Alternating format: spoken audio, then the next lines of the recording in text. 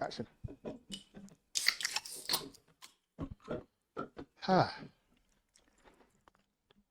Cheers, guys. I definitely took a sip first, but I think we can run with that.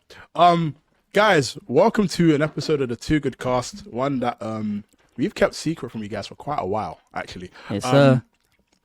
I'm obviously blessed to be here with both my co-hosts in Miss Little Piglet and my boy, Mr. Static Wars. Guys, if you do not mind, please follow up on their socials because this is actually quite a big deal for us. 2Gudcast things. We're at Red Bull Gaming Sphere in London. How the hell did we get here? Surreal.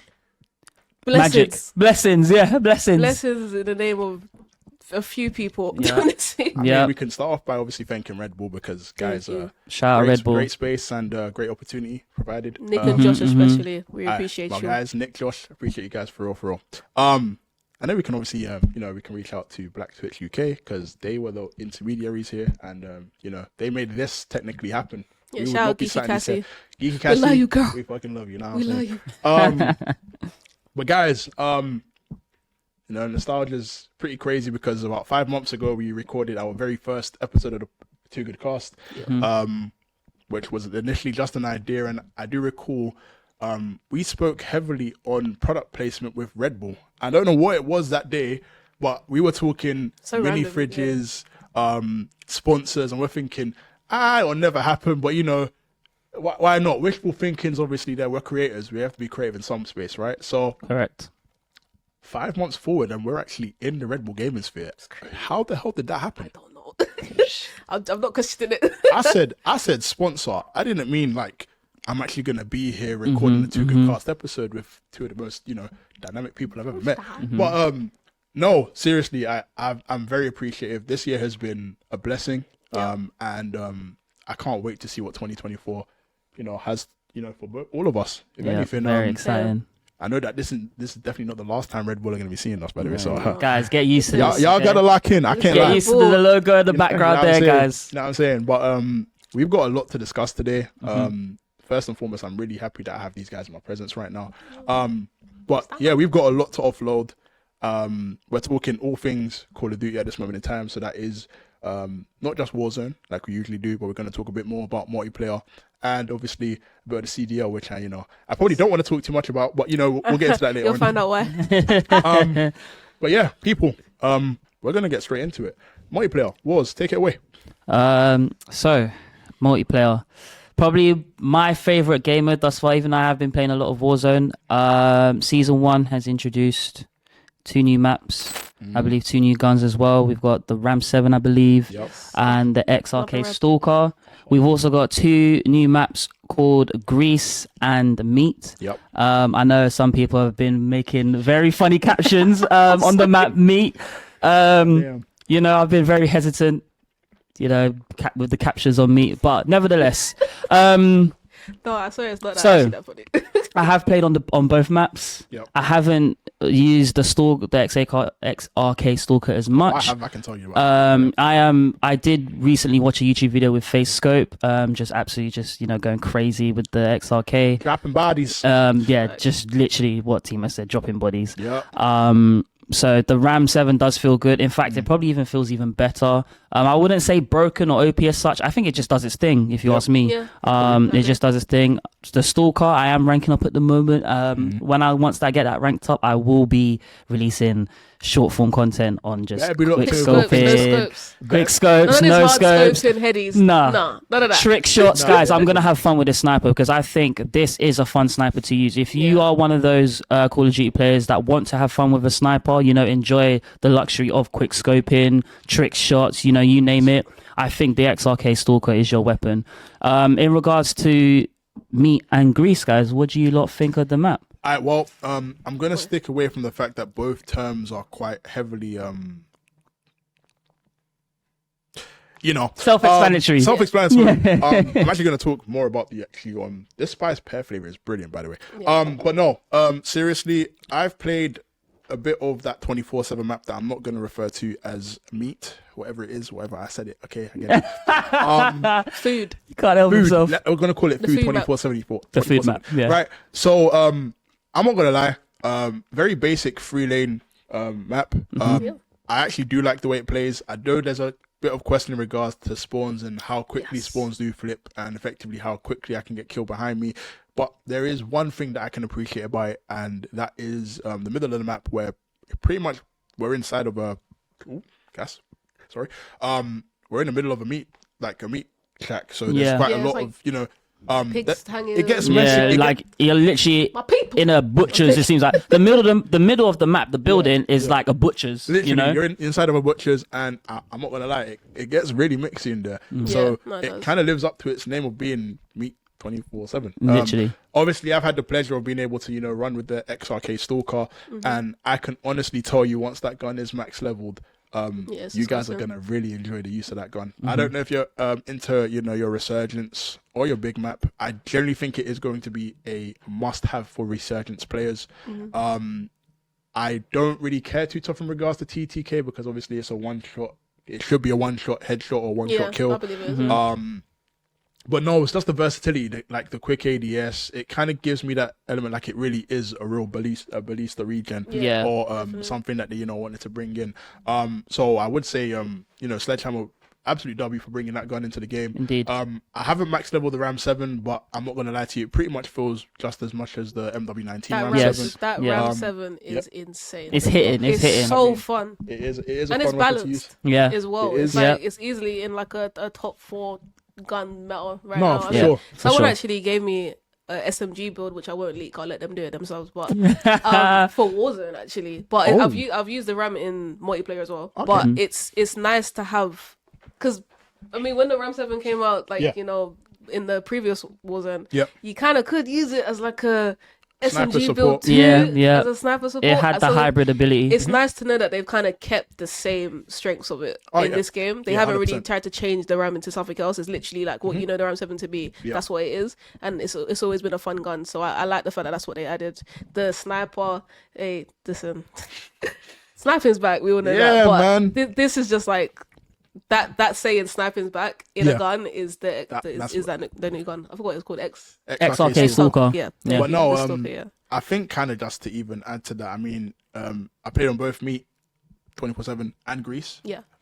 Grease is actually very beautiful. I like the POI in terms of being able to kind of go up and down, and it's a very similar 3-lane map in regards to how it does play. You have got quite a few windows and ledges that you can hang off. Stuff, versatility for playstyles. I think obviously if you are trying to get into sniping, I don't think it's a bad map either.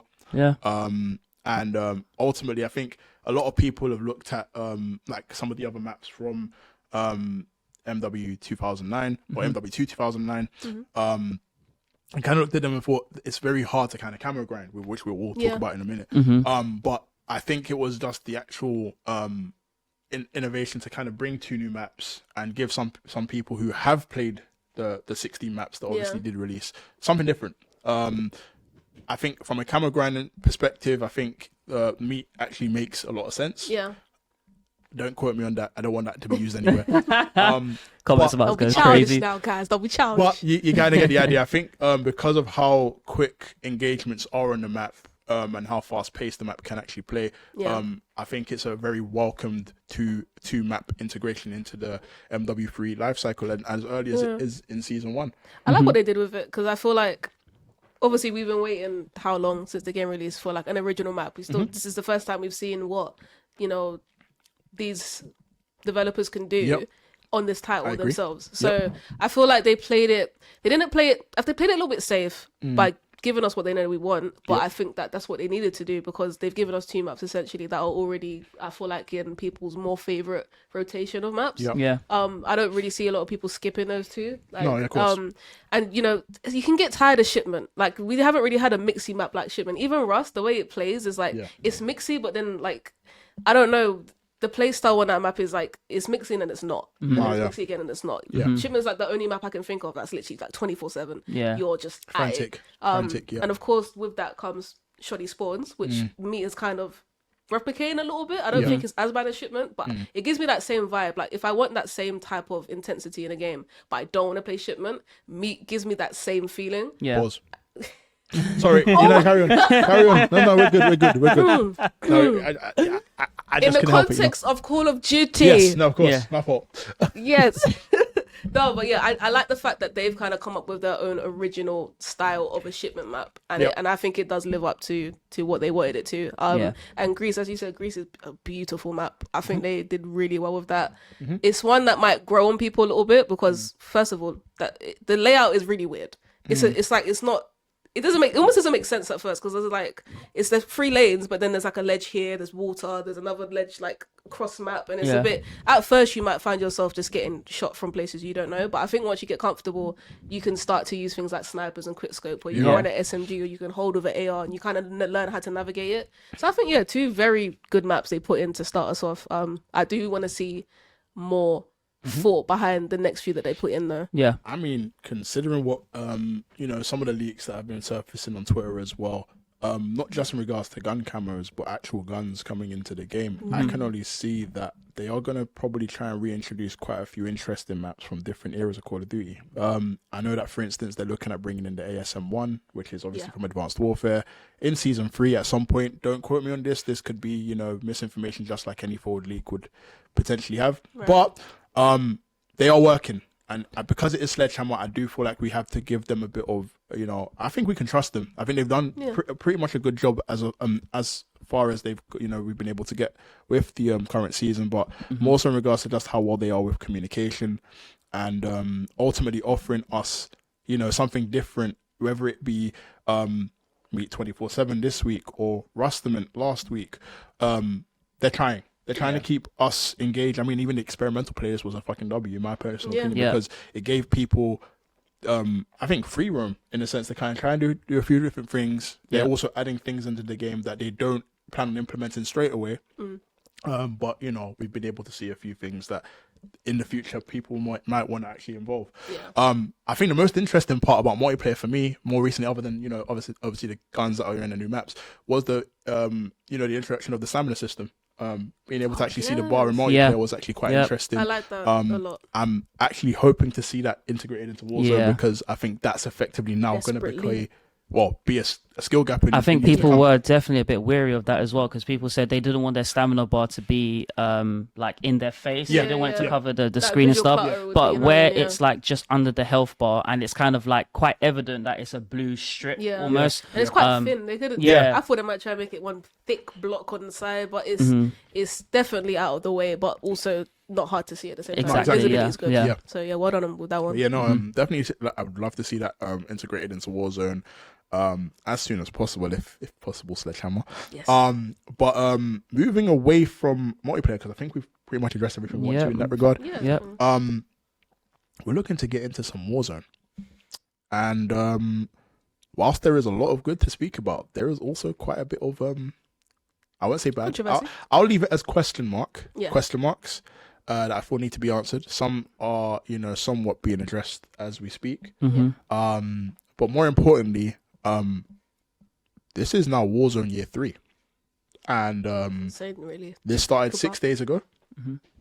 I think it's 6 days. 6 days? Last Wednesday? Last Wednesday, yeah. I don't know why it feels like 2 weeks to me. And I genuinely don't know the actual date. She said 2 weeks. It was like 2 weeks. Holmes, I haven't touched Warzone. I didn't. So if we look at even the back end of the previous Warzone cycle with MW2, I stopped playing Vondel as soon as I played the beta of this game. So I literally spent a whole month not playing any form of Warzone. When the game launched on November 10th, I have not gone back to Warzone. I know people did that. I'm not, faulting anybody for doing that. But me personally, I like the mechanics on MW3. And I felt like I had to learn those. Aside from the fact that all three of us are sitting here before you, having unlocked Interstellar gang, you know what I'm saying? We actually spent enough time to kind of understand the game mechanics, maps of old, and now obviously maps of new. But Warzone for me, very highly anticipated. Obviously, guys, we've spent the best part of like 6 months nagging and just wanting something different from the previous title, and I'm actually happy to say we got something different.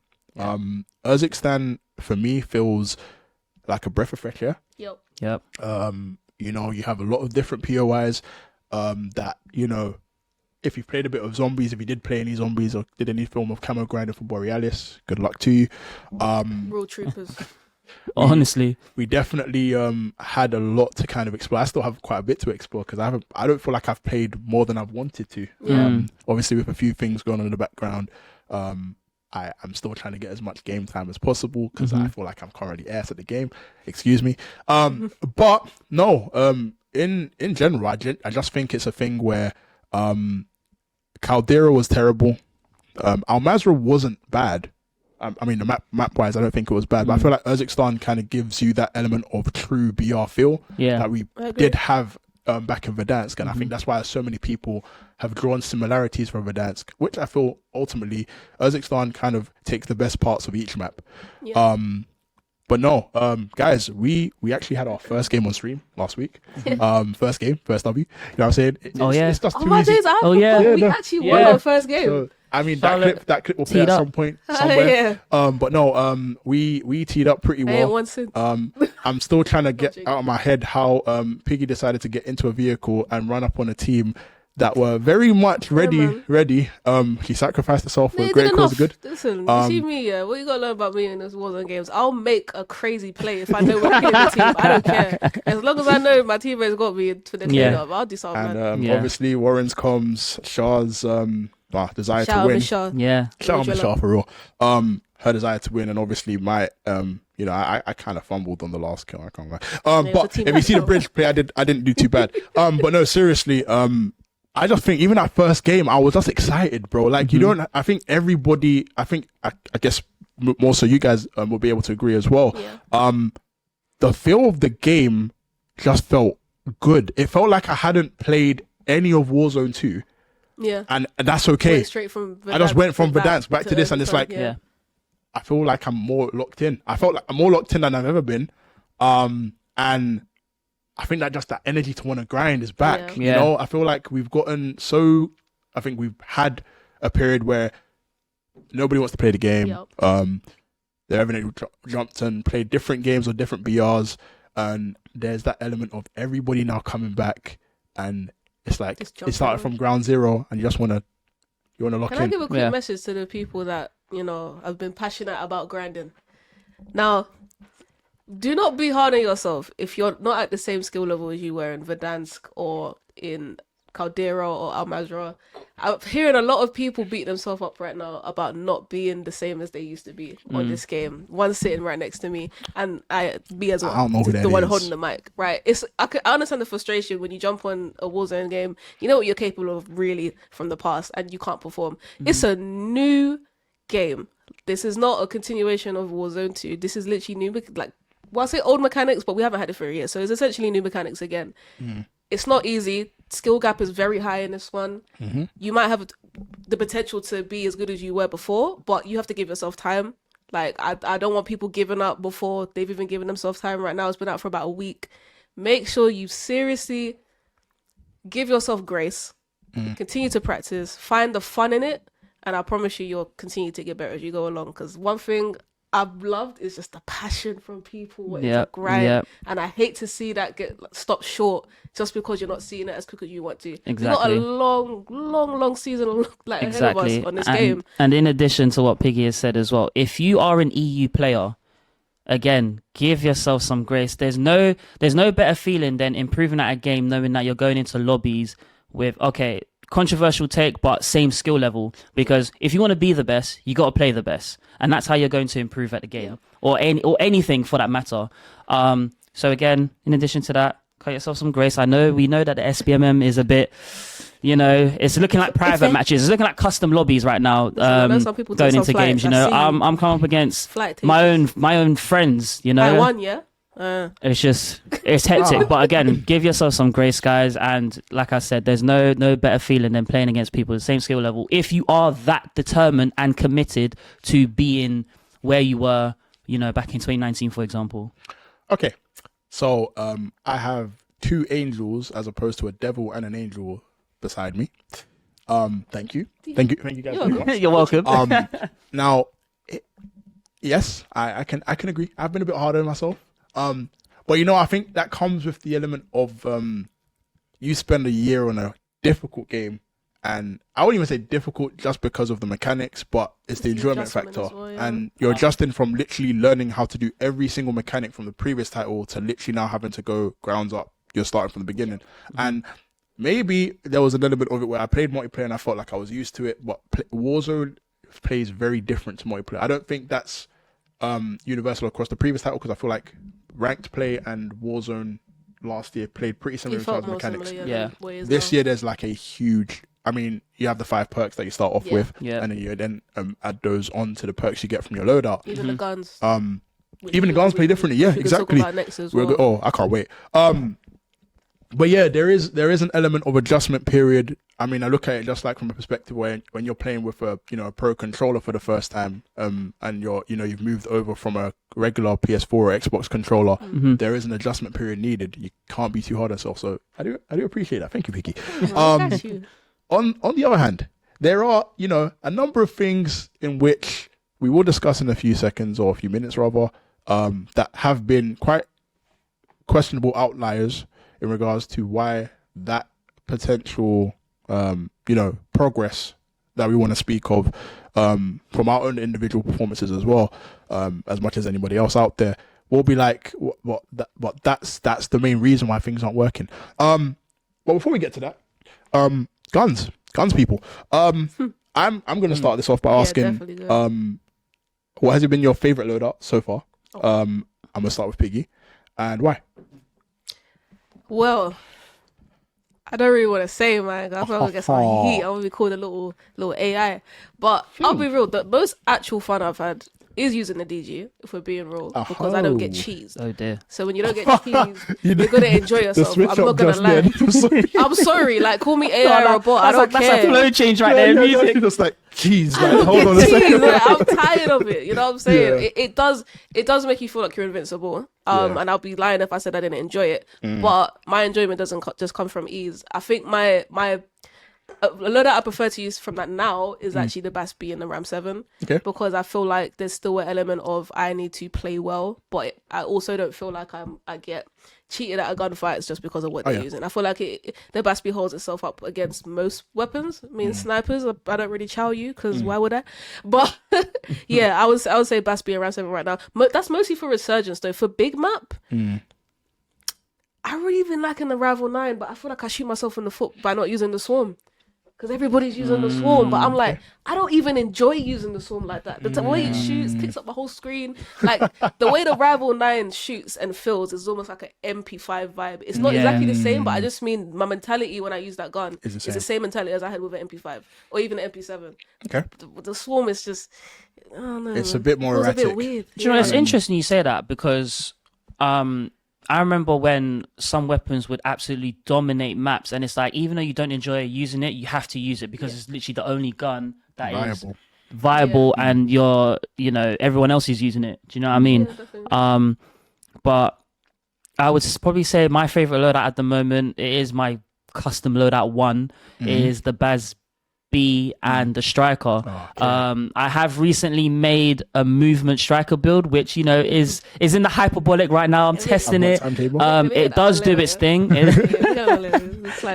does do its thing. And that's what I like about Warzone at the moment. Yes, there are some weapons that are broken, some weapons that are a bit OP, but it's the versatility. It's the fact that I don't have to make a build like this specific for it to be good. I can put a no stock on the weapon.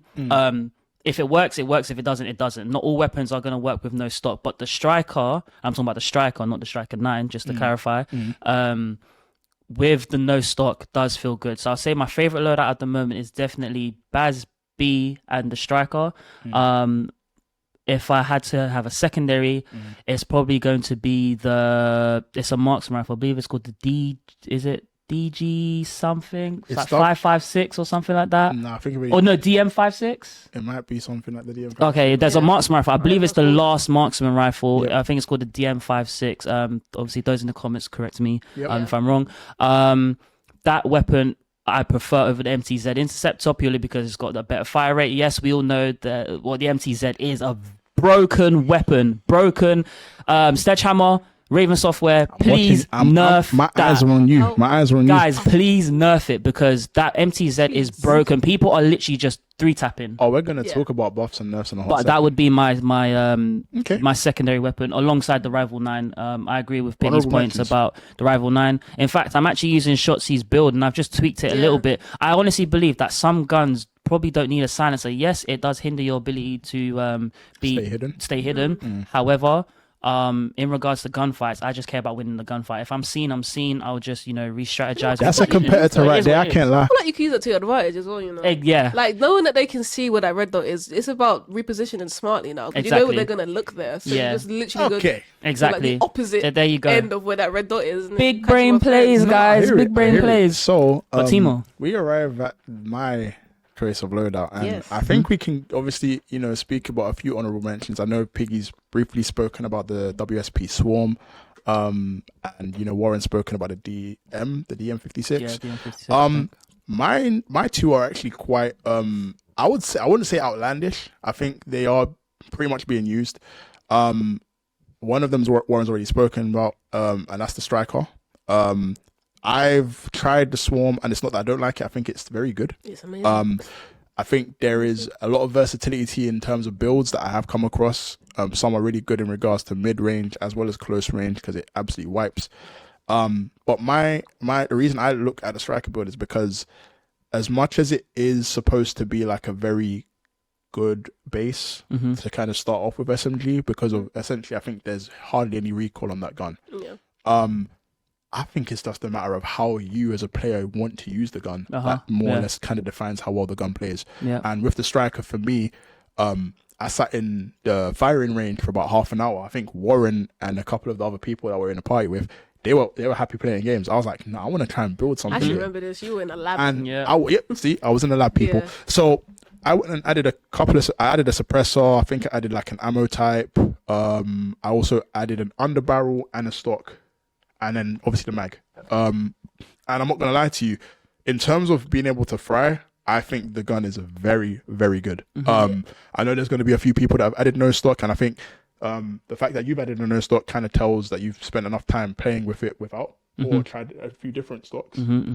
And you're used to the recoil control regardless. I think that effectively comes with having played the game. Yeah.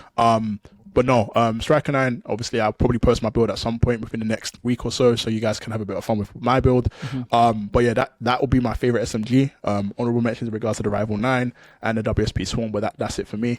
Now, one thing I will talk about, and I think we'll talk about in a hot sec, is assault rifles. But my primary gun. Is they yours? So my primary use for it, I guess my primary gun, would be the TAC Eradicator. Now, I know a lot of people have found a few things here and there about the gun, but I think I've unlocked its secret, and I think I'm learning to win a lot more gunfights with it as of late. Are you using it with an optic or the iron sight? So it's funny you say that. So the other day I was on stream playing with my boy Lil Rex. Guys, make sure you look into his content as well. I was actually using it with a scope. Okay. Not too much of a crazy class. You have your scope, your barrel, your suppressor, your mag, and maybe your underbarrel. Yeah. And I'm not gonna lie to you, from a long distance, it is quite hard to kind of hit your shots. Yeah. It probably is a very good gun mid-range, and it definitely does eradicate close range.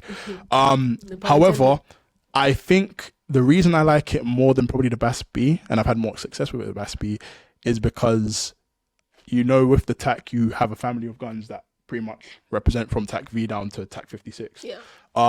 And that was the first gun I effectively used on Warzone last Warzone. 56. So I think for me, the fact that they implemented it into the game, more or less just told me, okay, let's figure something else. Let's figure something out here. Let's try something. Mobility with it, you have a 75 round mag without even putting a mag into it, and it doesn't feel heavy. For the first time, an LMG that actually should feel heavy does not feel heavy. Yeah. It has mobility, That's crazy. and if you want even more mobility, you have the option of putting down a 45 round mag. Personally, I wouldn't do that, but the guns benefit. I benefit from the guns build initially. Then I tried it without any sight whatsoever, and I can't lie to you guys. In areas of resurgence, and even some gunfights in regards to big map, it plays very, very well. I will be releasing a clip at some point to kind of show you what sort of secrets I have unlocked with the gun. Because the initial fire rate is quite promising and it hits its shots, but it starts to kind of fall off after a period of time. Yeah. I've got something that, might help you guys in regards to using that gun.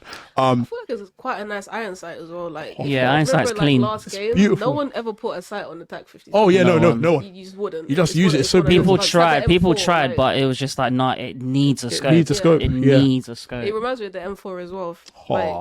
M4 I use, but M4 iron sight was alright. If you get used to it, it was really nice. Like, from 2019, the M4 iron sight was beautiful. You didn't really find that many people putting a sight on it unless they wanted to use mad long and even long range. Such good times with the M4. Yeah, I think honestly, a good iron sight makes or breaks a gun because that frees up a slot. And when you have an extra slot to work with, you can essentially make whatever you want to make. When you have to put on an optic, you have to give up on something. I mean, back then, if you used the M4 and you were happy with the iron sight, you'd go with fully loaded, or you'd go with a TAC, like a laser. So the TAC laser, aim down sights. I mean, it works the same with the Growl. Nobody really uses a sight with that. The iron sights were beautiful. Tempest Archangel 27.6. Don't think I'll ever forget. I'll never forget that barrel. Guys, I don't know how if you're going to ever put a... I don't know. No, never.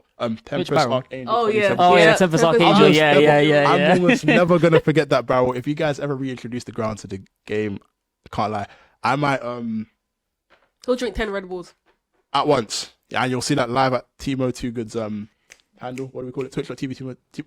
I can't even speak English, but I'll do it. Anyway. That's the current Red Bull. Anyway, yes. That's Spice Pair, guys. But no, I think that the fact that we've all had different guns, some similar, some the same, kind of just shows you how versatile play styles have obviously played on this map. Yeah. But more importantly, there isn't an outlier of a meta. Of course, you have the DG and you might have the MTZ. Those will get nerfed into the ground. 100%. They will get nerfed into the ground. They will get nerfed. But technically speaking, I just look at it in the sense that no one's gonna be like. Of course, people will chase meta, but the fact that there's such variety with guns and there isn't, I wouldn't say that there's an outlier in terms of SMGs. I don't think there's outliers in regards to LMGs. I thought there's a difference between like guns that are OP and guns that are meta, because like last season the RPK was not OP. It was just the best gun. Like they didn't necessarily need to be nerfed. Everything else needed to be buffed. It wasn't just stupid. You know what I'm saying? And that's why it was meta for like 4 months, because it's hard to justify nerfing. I'm not even going to talk about the fact that it wasn't crazy. It was just those are just the best guns. Yeah. With this game, there's no meta. But there are guns that are most certainly, as he said, getting nerfed. Like the DG, it's not that it's just better than the other guns. It's stupid. Like, even if you buff the other weapons, that gun is probably still going to be broken. The best gun in the game. Do you get what I'm saying? And even there's like the dual Renettes right now that are stupid. I haven't even come into contact with those. I was watching Listen, the Core 45 is nuts. Okay, we're going to talk about that too. I saw a couple people using those Renettes and it was just like... Right. I mean, I've seen some clips too. I mean, you obviously have the I think I was watching Swag's clip somewhere maybe the day before yesterday or so, and he was using snake shots. Yeah. Oh yeah, the TYR. The TYR. Oh wow. I'm actually not so. Yeah, but I look at it and think that's the joy of playing Warzone. Yeah. Like, of course, people can use whatever's broken, or they might find something on the internet, or eventually they might go on YouTube or TikTok. You know how it works these days. But I think the actual fact that, you can go back to a meta that was there in MW 2019 and Warzone 1 and kind of give it like a different twist, or even try it for the first time and think, okay, well, it's not as broken as it was before. Yeah. But there's that ability that because I've had this before, I know how to use it and I know what sort of situations to use it in. I think there's a bigger skill gap too. That too. I think TYR is absolute pants. It's on the its own. hardest of that weapon type to use, in my opinion. Harder than the Magnums, harder than obviously the Desert Eagles. Like, that's like the hardest type of pistol. And so if you find joy in it, it's like big up you, because it's not easy to use. And if you like it, then you should be able to enjoy it. Swag, we're saying it takes a lot of skill to use what you're using. Well done, man. Keep doing your thing, you know what I'm saying? It'll never be me. No, facts. I can Give never my use the Renettes. TYR. I mean, that core pistol's not too bad, you know what I'm saying? No, it's not bad at all. That when you drop with a core pistol. Oh yeah, no, you feel invincible. You'll definitely get a kill. Oh yeah, 100%. Like, if you're half decent, you're getting a kill with that. Of course, you're taking some guns for sure. Automatic. So guys, don't mess up with the core. We know where you are. Please, perfect. But no, we've obviously spoken about our favorite guns. and obviously we've spoken about what needs to be nerfed. I don't think we need to really address it much as everyone else has pretty much done it within the Twitter community as well as the Call of Duty community as a whole. We all know. That MTZ and that DG needs to be nerfed. Yeah. I don't think anybody's calling for anything to happen in regards to the SMGs. I think they are somewhat okay. I think they're alright. Yeah. I think the biggest problem we need to discuss is Yeah. the assault rifles. Guys, I mean, we played quite a lot of the MW3 multiplayer, and the MCW and the MTZ were household. I think Holger everybody, Holger, Holger, honorable mention as well, the Holger, and I think we've kind of escaped. It's like we've almost moved so far away from that. Yeah. I know what Warzone was at the start of Warzone 2 and it being an LMG meta, along with a Fennec. Yeah. That gun can most definitely rest in. Actually, that's better now. I'm gonna say ISO apparently as well is quite viable. Yes. I picked up a floor ISO and I was shredding people, like honestly shredding. I was just thinking to myself, it's funny because people would have thought that MW2 weapons wouldn't be viable in Warzone, but think about when Cold War came into the game, when the inauguration came in, and then also Vanguard as well. The Automaton, for example, was meta. What about the SCG was somewhat viable for a little bit. What SMG, MP40? Yeah, the you know, MP40, I think naturally, I think naturally when the base kind of weapons take a push back doesn't mean that it's still not viable, or when the new ones come doesn't mean they're not viable. Do you know what I'm saying? I mean, it's been out for a week. I just think people didn't test the MW2 weapons that much to really say they're just. I mean, you know, it's because people want fast killing guns. That's the thing, and that's a problem because if you ever look back at what we actually experienced back on Warzone 2, I'm gonna identify it as Warzone 2.0 because that's what you guys called it. That's what it is. We look back and that Fennec was an eraser, like literally what we call the attack eradicator now. That was the eradicator before it. Got that title. And TTK on that game was ridiculously fast, so there was a lot of annoyance in regards to being able to outplay people or even find angles in which to re-challenge. Now we're at a point where TTK isn't as fast, which I'm really happy about. But people are still searching for guns that can do what they could do in Warzone 2, and I feel like that's in itself a problem because, you know, we're not going to find that. At the end of the day, it's now become a game where you have to work hard for your kills, people. Precisely. And I think the most important thing I can obviously stress to, you know, the wider community is that just have fun. Like, I get it. Like, you want to win most of your gunfights. That's like Warren said. But we were held hostage for a whole year. I mean, even the sniper community were held hostage for the whole year. And as much, and I will refer to this later on, sniper glints, don't worry, I'm gonna find a way to reach out. I don't know when, but I will. It's just good to have an element of that back. And I feel like just try any guns. I know there's people out there that are competing, and as for you guys, you're going to be finding meta loadouts as you guys can carry on with the life cycle of the game. But I'm talking about the casuals here who literally have not picked up the game in about a year. Guys, literally just pick up anything and have a good time. I feel like that's partly why the ARs need to be buffed. Oh, 100%. Because, no facts. I mean, let's be real. Whether it's an XM4, an M4, or the ACR, which is obviously MCW, they need to be competitive. Like, you need to be able to use those guns and win a gunfight. We're not asking for them to be the best guns in the game, but it's so staple to Call of Duty, those types of weapons, that it's like, taking it away as viable is hurtful. There's people that really want to run it, and every time they pick it up, even if it's ground loot, you just lose your gunfight. You can shoot them first, you can get headshots, it doesn't matter. And for a gun that is so, like, I feel like easy to use, like I said, it doesn't have to be the strongest weapon. It just has but to if you hit your shots, you should be rewarded for it. Especially for the headshots or whatever. I generally feel like, and people can say I'm over exaggerating, but I feel like the majority of the AR, there's no point using it. No, like, I don't no, matter how good you are, there is no point shooting yourself in the foot at the moment. You're gonna get outgunned. The DG will delete you in seconds. The MTZ will kill you in milliseconds. It just doesn't. It doesn't make sense. And I also think it's the added compliment of it is like, you look at the store and you look at all of those bundles that are out. Majority of those are gonna be base ARs. So of course you might get the random LMG or the random sniper because that's what you're after. But most skins that do come out, by the way, W skins, I actually really like. You lot have done amazing, huge thumbs up. You guys taken 8. Well, I don't know how many copies you lot have taken so far. I'm proper stringent with my cash and with my COD points. I am this close to Yeah, buying something. no, I And can't for lie. me, crap. that's my. Oh, no, I bought the recent skin that came out yesterday. That the purple. Yeah, Oh no. yeah, you did. Yeah, I saw Galaxy that. one. I'm still most definitely gonna buy that one. But I'm down to very good 4,800. skin. I'm down to 4,800 code I've plays. I think bought- I'll probably be done by the end of the week. I bought one thing from Call of Duty, and that was one battle pass, and I've never bought anything ever And you again. see what- Let and me you see tell what you you're doing something now. Before the new year, I'm buying at least 2 bundles. Yeah. So You lot did amazing. with that being said, you're adding the guns that are probably not as viable for the game now into those bundles, and I feel like to kind of get, and I'm probably not even trying to tell you guys on how to increase your sales at this point, but you want to be able to make most guns usable, especially if people are buying those for Warzone. Yes. Resurgence is a place where multiple skins are going to be used. You're going to have that one guy that's using that new anime skin that if you die to him, and I know there's a clip somewhere where the person's been absolutely emptying the whole mag into them, and then all of a sudden they're like an animation's playing out. You get the idea. Like there's going to be a point of disrespect, but also competitive edge that's going to come with that. And I feel like if you're going to add guns to your skin bundles, they have to be ARs or SMGs that are, you know, viable. Yeah. So I think our message is just to buff those guns. Please, because I mean, going through the list, what AR do you think is actually viable? I mean, bar the DG, SVA, nope. MCW, nope. Nope. MTZ, nope. Nope. Holger, nope. Nope.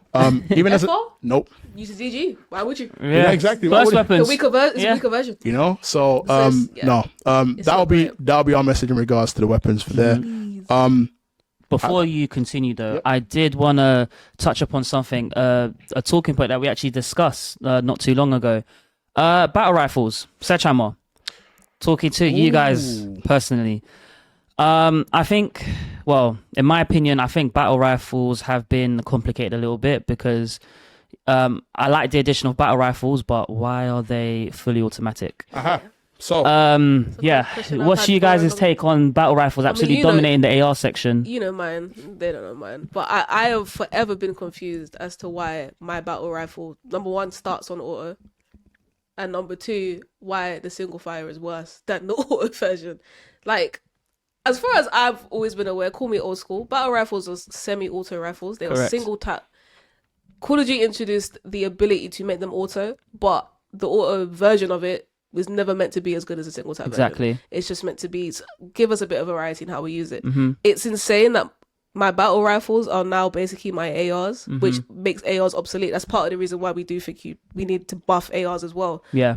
Because there's literally no reason to use it because we have, I mean, things like the BASP. What else do you need? Like, Exactly. it's an assault rifle with a battle rifle's damage. Oh, Like, no, honestly, I don't feel like I've tried to use the MCW, but the thing is, the accuracy is so good, yes, but that's why I said I think we need a damage range buff on the ARs Pebbles. because Yeah. why is like the shooting BASB the staple for BB Warzone gun. now, like or meta, you could say. I mean, you even look at the fact that it can be used as an SMG as well as a battle rifle. Exactly, I and know- battle rifles Yeah. should never be able to do that. I mean, look, I think as far as it comes to traditional battle rifles, we can all agree semi-auto should Yes. be the way it goes. Battle And- rifles are a hybrid of ARs, like they're able to go semi-auto and well, they are semi-auto and you But can they use have the to- fully yeah. automatic. Right. That's how it's always been because that's how the weapon is made. Yeah. You know, you could search that anywhere, Google, Bing, whatever search engine you got, Mozilla Firefox, Man you said will Mozilla see Firefox. that battle Google rifles and are Bing. made as a semi-automatic weapon and Look it at my has dude the hybrid Perma, ability of going fully Big automatic.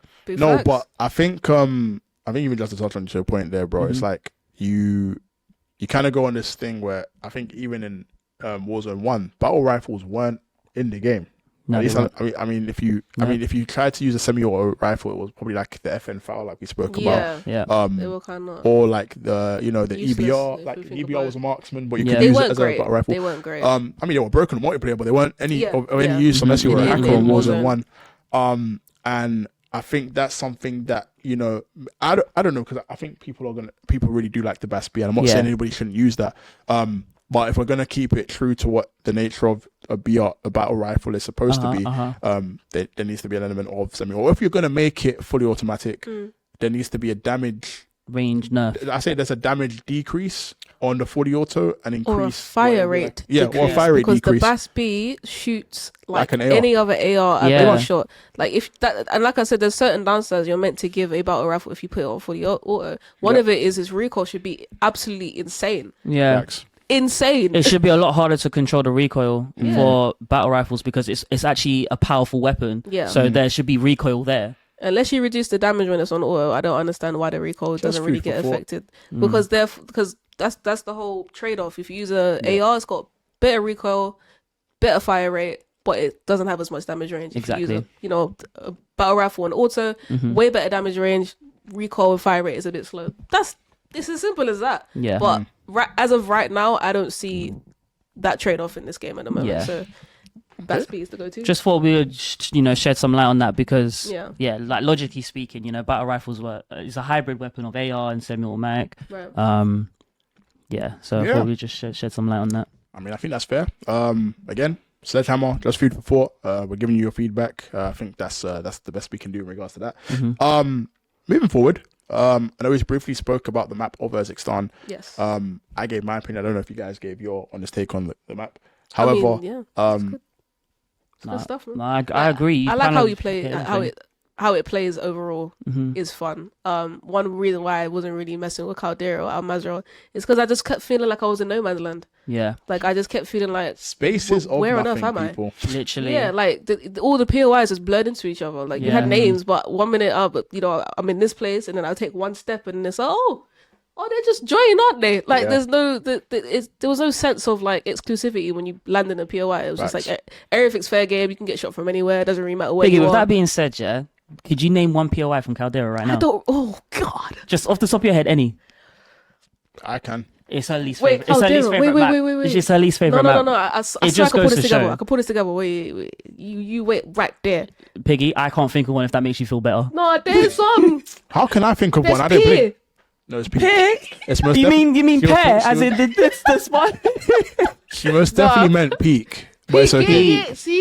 That's probably the only PO I remember. That's because it was but a that's hot 'cause drop. and that was the top of the map. Yeah, it was a hot drop as well. Even being the top of the map is crazy because that should effectively be where everything is, but because it was so high, the verticality for the rest of the map was nowhere to be seen. Exactly. And we now have like 8 or 9 different POIs within this map that are actual, they show verticality, and they have that one big ass skyscraper that gives me like Nakatomi Tower vibes from downtown back in MW. I'm still thinking. I'm not gonna lie. No, I remember one POI by visuals. Okay. Yeah, and it had those like 2 big silos. They were massive, and people used to camp inside. Silos. It's like these. I don't know what to call them. They're like these massive domes, but there's like 2 of them. Yeah, and I you know. Go through a door, and people used to literally camp like right in the middle, waiting for people to bust through the door. Like, I can picture it in my head. I just don't know the name. Yeah, do you know what? I probably just named something. But my point. The point I was trying to make there, like not trying to make an example of you, obviously. No, please. But do, it was just that just goes to show how it was probably the least favored map in the Warzone community. I guess those that obviously have played Warzone do remember some POIs, but obviously with the Danks, I could literally name Pomegranate East, West, Promenade. That's it. Promenade. Downtown. You had Superstore. You had Airport. You had Hospital. Damn. Like the fact that I could remember those is because I had the best time on that, and I know that's quite cliche to say because it's Verdansk. Exactly. But Caldera, because of the way it played, it was just like I don't remember any of the POIs because I didn't spend enough time playing on the map like that because I just wasn't enjoying it. Like what Piggy said, I'm just in the middle of no man's land. Like as soon as I leave Peak, that's it. I'm in no man's land. Like it's just greenery. Like I'm in some farmlands or something. Whereas with Urzikstan, I genuinely feel the distinctiveness of every POI right now. It's not perfect. I'm not saying it's like the perfect map, but they've tackled a good balance between it looking like Verdansk, but in terms of like just like the design wise as well, I see more of Verdansk in Urzikstan, but then the way it plays out, it feels a bit like Al Mazrah because there were some benefits to Al Mazrah. I personally didn't like either Al Mazrah or Caldera like that, but Al Mazrah I did prefer it because it felt like they were taking us away from constant buildings, and everything being on kind of one level, and it gave us a sense of just versatility and in terms of just how you could play it. Yeah. It was more open, which was nice because just a versatility of gunfights too. But I feel like with this one, when you have a balance between the two, it generally feels like some POIs, I feel like I'm in Verdansk, some POIs I feel like I'm in Mazrah. Yeah. But I like that. Because it's like, depending on what your rotation is, it might depend on what guns you use. And I feel like when you got 100 people dropping on the map, it's nice that everybody will have a different play style depending on where they Facts. first land. Yeah. Facts. Rather than you just having the same type of fights over and over again. Yeah. I feel like, there's more emphasis on just making sure you got the right loadout for what you want to do. Totally agree with you. I think even to just wrap things up in regards to map preference or even just having that element of a tier list anyway.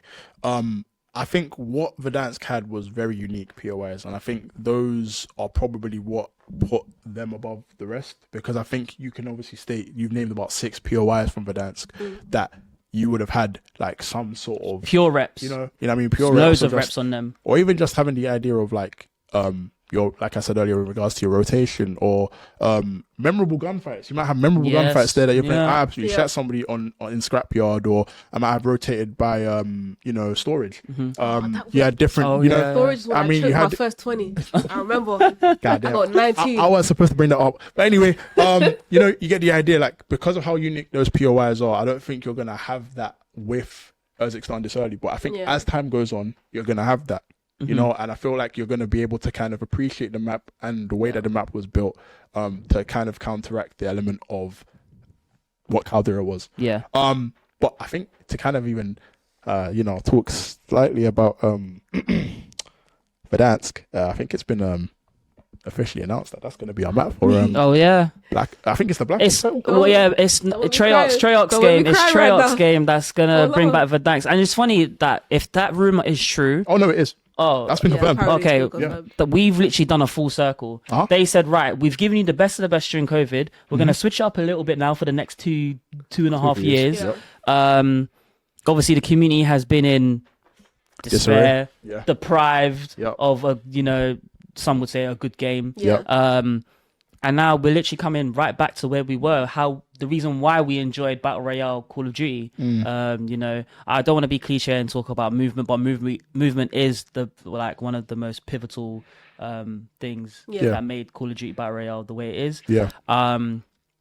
But yeah, full circle moment, guys. And Be real, it's it'll too be. good to be true. I can't lie to you. That's what I'm I saying. mean, no, but it if- feels if too you good to be true. If you even look back to our COD Next podcast and how we reacted to hearing both Rebirth Island and Fortune's Keeper coming Oh back. yeah, That was Like, a moment, wasn't you it? can Yeah. you can already feel the electricity that we all were able to produce. I mean, that was live. Everyone in chat was fucking amazed Yeah. about that. Yeah. And for me, it was just almost like, this is too good to be true. Like, there's an element of, okay, like we've really suffered, and there's an element of the community, you understand the community, and you also turning a blind eye to the fact that this is what we've wanted, or it's something that we felt like never had to leave. Yeah.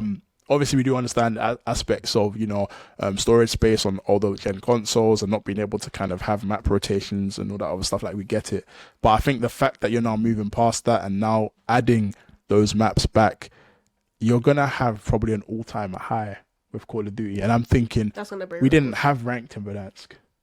No, we didn't. We weren't blessed with the opportunity of Right. having both, like 4 rotations in regards to Rebirth. Yeah.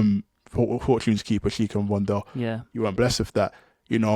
I don't think anybody's gonna miss Caldera, and it's probably never gonna make a return. And I'm happy with that. Yeah. And that's But fine. That's completely fine. Imagine having a rotation of ranked maps between Urzikstan and Verdansk. Yeah. You have and then you can release all the bundles in the world with the way you're releasing them now. Yeah. Yeah. It's a perfect game. Perfect game. Yeah. So 100%. I definitely the trust is coming back. oh yeah, 100%. You guys for must not fuck this Activision up. right Sorry, now. I had to say that. But yeah, carry on. Honestly, no, I have to say it because y'all a couple years of a couple stinkers, and I agree. like I feel like at this point I can put a lot of that irritation behind me about some of the things that we had to kind of suffer through, just because it's more than just they're listening to us. Yeah. I feel like they had listened to us, but they themselves knew it wasn't something they could deliver when we wanted it. Yeah. Like, it took a while, yes, but I genuinely feel like there were conversations about future years before there were conversations about what can we fix now. So with things like Caldera, a lot of things during that year we're not getting fixed. Never. We're thinking there's not really that many updates. We're not getting that many,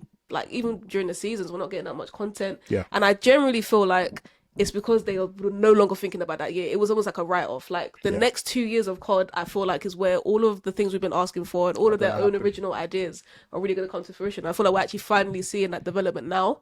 which is why I'm in a more excited state at the moment, because I feel like it's just a new way of thinking for them towards the future, rather than we're looking back. It's like, no, we're going to give you Verdansk, we're going to give you Fortune's Keep, we're going to give you Rebirth Island, because there was actually other things they're gonna be bringing out that kind of transcends COD into something different, because like there's a lot of FPS games are out and coming out that are really making waves, and COD is in a new era. I also think, and COD is in a new era, but I also think this gives, and as much as I'm very disappointed, and I think a lot of people share our disappointment in what Infinity Ward were able to put out last year, they have 2 years to sort out their wrongs. Treyarch have pretty much announced what's going to happen in regards to their game. At least from a battle royale perspective, I'm really excited to see what they do with multiplayer as well. Especially with the way that they they integrated ranked last year with the state of what MW was like last year as well. And seeing just how successful that was, I have no doubts that they're going to be able to provide a really good game. But I think it's just the element of, okay, we've given Infinity Ward their space to kind of improve, and I really do hope they release something good within the next 3 years, because I think that they'll cover the 2026 Call of Duty, or maybe it's 2025, I'm not sure. But that's a resting period for any studio to kind of be like, okay, cool, we know where we got it wrong. Other studios are going to be able to help. What sort of creative direction do we want to go in? And I think that's effectively what Call of Duty should be. Being able to receive the feedback that us as a community have been able to give back to you guys, take a bit of time to understand where you guys went wrong, and effectively not just give us what we want, but be innovative. Give us a bit more than what we want, in a sense where, if you're giving us more, we can actually give you feedback and then tell you, okay, cool, this was nice, this wasn't so good. And then on future updates, we can obviously help in regards to feedback as well. And I think that's what this podcast is all about, being able to kind of give that sort of honest feedback, and also applaud you on, where you've done things really well. And I think that's what Sledgehammer have been able to do thus far, because I have almost no issues, almost. Almost. We got a few things to say, unfortunately, but that's part and parcel of the fact that nobody gets it perfect first time round. We are going to talk about we are going to dive into a few things in regards to the last 6 days of Kazakhstan, and effectively the things that we have had to deal with that haven't been so great. One thing I am going to state straight off the bat, servers, guys, Sledgehammer, I'm not even going to get on to you guys too tough, because we've had it worse. We had it worse with Caldera. We had it worse last year. Verdansk didn't exactly start off with great servers either. We get it. We don't know how you guys are going to be able to fix that. I think that's down to you. Well, we can obviously give you feedback and be able to get that sorted as soon as possible, because people do enjoy your game. People want to get into your lobbies. People do want to have moments, share time with friends, create memories. And the servers aren't able, unless I'm screaming down the line saying, why can't I get into a game? Those are the only memories I'm able to create right now. So, I guess from all of us, I think that's kind of a general consensus. I think that's probably what you're going to see all over the timeline and pretty much everywhere. Warren, biggest concern for you? In Warzone? Yep. Well, apart from the weapons, because that's always a talking point. For me, I would say it's the biggest, but I'm going to mention the player count. Obviously, I've seen Swag tweeting Sledgehammer constantly, guys, up the player count, up the player count, up the player count. And at first, I thought the pacing was all right, because, come endgame, fourth zone, there was still a good 10 plus teams still up. But it was until I got into a game where it got to the fourth zone and there was only 5 teams left. Now, if I do get into a lobby where everyone is frying, and now I get to fourth zone and there's only about 5 teams left, well, I'm just going to be sitting there in the best position, especially if it's a tall size skyscraper building. All I got to do is just sit there and then just find where the rest of the squads are. With a DG. I know what to do. Sorry. With a DG. I think, guys, a player count between 120 to 150 will suffice. I think maybe like a 125 could be the sweet spot, maybe. But I think I don't know. I think 150 could be a overkill. But because is Kazakhstan bigger than Verdansk? Because we had 150 in Verdansk, and that was fine, I think it's 3 times smaller than Al Mazrah. 3 times smaller. Mazda was But Al Mazrah was big, and I insanely think big, What was the obviously player had count on Al Mazrah? 120. 120. But they reduced it. Initially, it wasn't. I think it was 150 when it started. It dropped down to they dropped 120. it down. And I think that was predominantly to do with ranked and essentially how they wanted to kind of run ranked lobbies and because that's why they opted for trios instead of quads for ranked. Yeah. But no. I would say pretty much I agree. I think 150 would evidently be what most of us would prefer. Yeah. I mean, if you look back to Verdansk and how people were, calling for stimulus quads again when you had 200 people on the map, people setting PRs. I think that's where the element of content creators coming in and being able to kind of, show what they really can do on a map with a lot of players and essentially being able to kind of come back, whether it be buybacks. We haven't seen that in a while. And, just being able to kind of have that element of a story. I think obviously I know Swag speaks of this a lot as well, but you'll have that element of Warzone being a story and every game is different. You're almost like, okay, you've lost your first gunfight. How are you going to deal with that? Are you going to crumble under the pressure, or are you going to rise from the ashes and do something with it? Are you going to go from having 5 kills in one game and then 0 into the next, or are you going to go from 5 kills one game and dropping your PR the next? That's the element of what I feel having a high player count has to offer. Obviously, in terms of the pacing and stuff, that's something that I feel like can be changed to kind of accommodate 150 players. But I think ultimately, it's just a thing of we're having fun.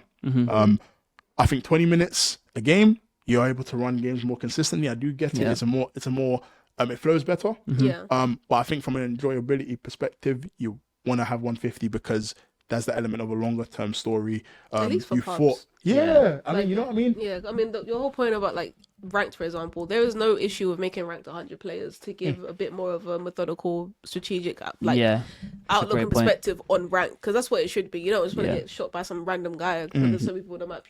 Nothing's safe, right? Exactly. You're meant to have safe areas on a ranked maps because it's just about who had the better rotations, just better IQ players and things like that. But on pubs, like you said, we'd have buybacks. We'd actually have events on pubs. On Warzone, like just normal Warzone matches, being able to have like a different experience every game.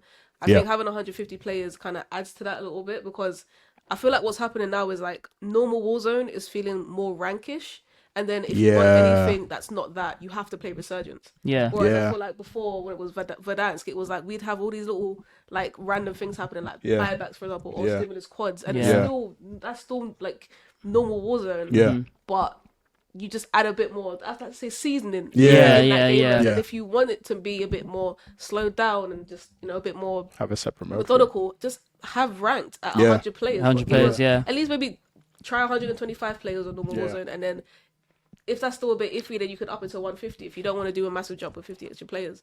I don't think people are going to complain that there's more people on the map. On the map, no, I don't think that's ever going to be an issue. My only concern about the 150, I was skeptical purely because if Urzikstan is more than Verdansk, is every POI just going to be completely packed out? But then again, on Verdansk, you could still go to POIs with your squad by yourself. Like, top right-hand side of Verdansk, it was Quarry. Was it Quarry? Quarry. Quarry was right-hand side, left-hand side was down. You could go there and there could be like 4 squads there, but you still have time to yourself to loot up, maybe grab loadout if you're lucky, but you're scrapping on the buy station because another team's about to get their loadout as well. So that's why I'm thinking I am making the comparison in regards to, is every POI going to be congested, or am I still going to have room to breathe and loot and regain as well? I think 150 would actually, thinking about it now, would be all right. I think the immediate thing for me is that they had an experimental playlist on multiplayers. I think there's the avenue to try something with Warzone. I don't know if you guys can do it, but I'm assuming that if you have done it for multiplayer, there is like room to try stuff in Warzone. I think the experimental playlist would make sense if you want to increase the player count, if you want to tighten times or even increase times in regards to zones, change rotations to see what benefits you guys in game modes such as ranked at a later period, but also different matters. Give people that aren't as high in the skill gap a chance to try in different rotations, or even have a different feel to the game. I think again 100 players for me just seems small. I think games do obviously flow quicker, but that might not be everyone's pacing. I think if you're looking at it from a casual's perspective, if you're trying to get them up to speed to fit the 100 player meta, I get it. But I think it's a thing where if you are also open to trying and experimental players, I think that's probably the best feedback I can potentially give. Because I think like that's something you guys again have already introduced into multiplayer, and I've seen that work wonders. You've obviously added a health bar, a stamina bar to kind of legislate for why we're able to move or stop slide cancels or start slide canceling, or essentially where we're able to have to reset our attack sprint. I would say to kind of counteract that, I think an experimental playlist would obviously help loads, but if there is any other way you guys can try and treat the 100 player map count, or at least give us a different variety, release something very soon, I'm pretty sure the community are going to receive that pretty well. So moving on from player count, I think I'm going to give this one to Piggy because I think I share her frustration just as much as anybody does. This one here is probably day and night, probably the biggest issue that we're going to bring to light right now. And I think we need to shout at the top. Well, Piggy needs to shout at the top of the mountains for this one. Let me tell you something now. Here we go. You see what she did there? See what she did there? She doesn't do that at home, people. I'm just saying. She came to Red Bull. I'm saying the energy's high. You understand? Take it away. This is Take a it away, sentiment Piggy. that I feel like everyone can understand the frustration, right? There was something I said about multiplayer with spawns making or breaking multiplayer maps. Doesn't matter how good anything else on that map is. If your spawns are messed up, the game doesn't. Game's not going to function at all. Yeah. That's how I feel about audio in Warzone. You heard her? Now we can have you can give us high alert, you can give us tracker, you can give us everything you want to give us, so where we don't have to use our ears. But at the end of the day, we are spending stupid money on headsets. We're trying to fine tune all our audio, and we're putting a lot of effort into just being able to hear properly. So when the game itself doesn't give us the opportunity to hear people that are running up on us, 4-man up, with no dead silence, with no extra perks that lower their footsteps, it makes the game almost unplayable. And the game is so good right now. Overall, it is so good right now that I would hate for people to be deterred from grinding it because they can't hear the ops. And if that was the only issue, that you can't hear, the enemy's footsteps, it's you can put it to one side for a little while if you really love the game. But it's the fact that when I do hear footsteps, it's mine or it's my teammates. Yeah. And that just adds another layer of confusion. Yes. So to kind of add to that, I know Piggy was talking about essentially me not being discouraged earlier about where I am at with the game. Audio has a heavy influence on why that's been difficult. I mean, I was in a game with Warren not too long ago, where I was playing with my boy iMac Express as well. You guys can catch him over both on Twitch and YouTube. In a Resurgence game, and mind you, I thought it would be better on Resurgence because obviously, time is a tight, our player positions are quite close, but also engagements are a lot quicker. So I'd like to think if I'm going to hear something, it'd be more immediate on Resurgence. No, I can hear my teammates' footsteps fine. I'm pretty sure I can play a clip at some point whilst we're talking about this. And I am literally shooting my gun, and it's a suppressed gun. I'm not shooting out loud. Someone can probably hear it if they're inside the building. That's fine. But I can't even hear the person come up the staircase, climb the ledge, and which I've been taking advantage of. Smash the window. Do you know what? I shouldn't be.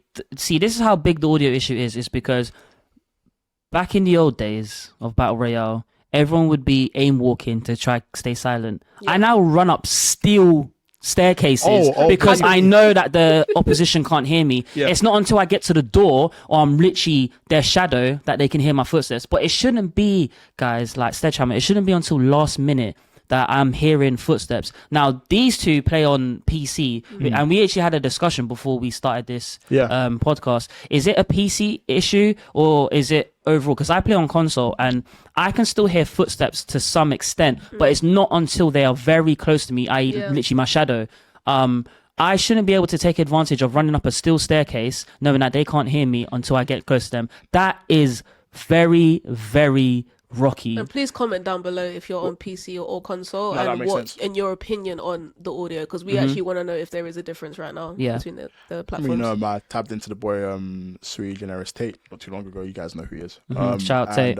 He's been playing out of his mind. I think he's been running 24 hours in the last week. God bless him. Yeah, serious grinder. When asked about audio, I'm pretty sure we can obviously view what he had to say.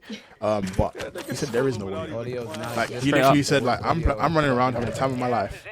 But the only downside to this is I know that somebody is going to kill me at some point, and it's not even my fault. Yeah. I think to kind of even legislate for the fact that there is no audio, we spoke briefly about I think you brought up a few perks. Yeah. I know a lot of people are using this flex perk to kind of identify enemy footsteps. Yeah. Guys, we have moved so far away from just having good audio to the point where we are talking about perks to hear stuff. That shouldn't be the case. So that's how I'm gonna go on a whim and think that this is just a bug. And obviously, I know you guys have tweeted out, which we can see somewhere else. You're aware of it. That you're aware of the issues and you're trying to fix it, and that's enough for me in regards to communication.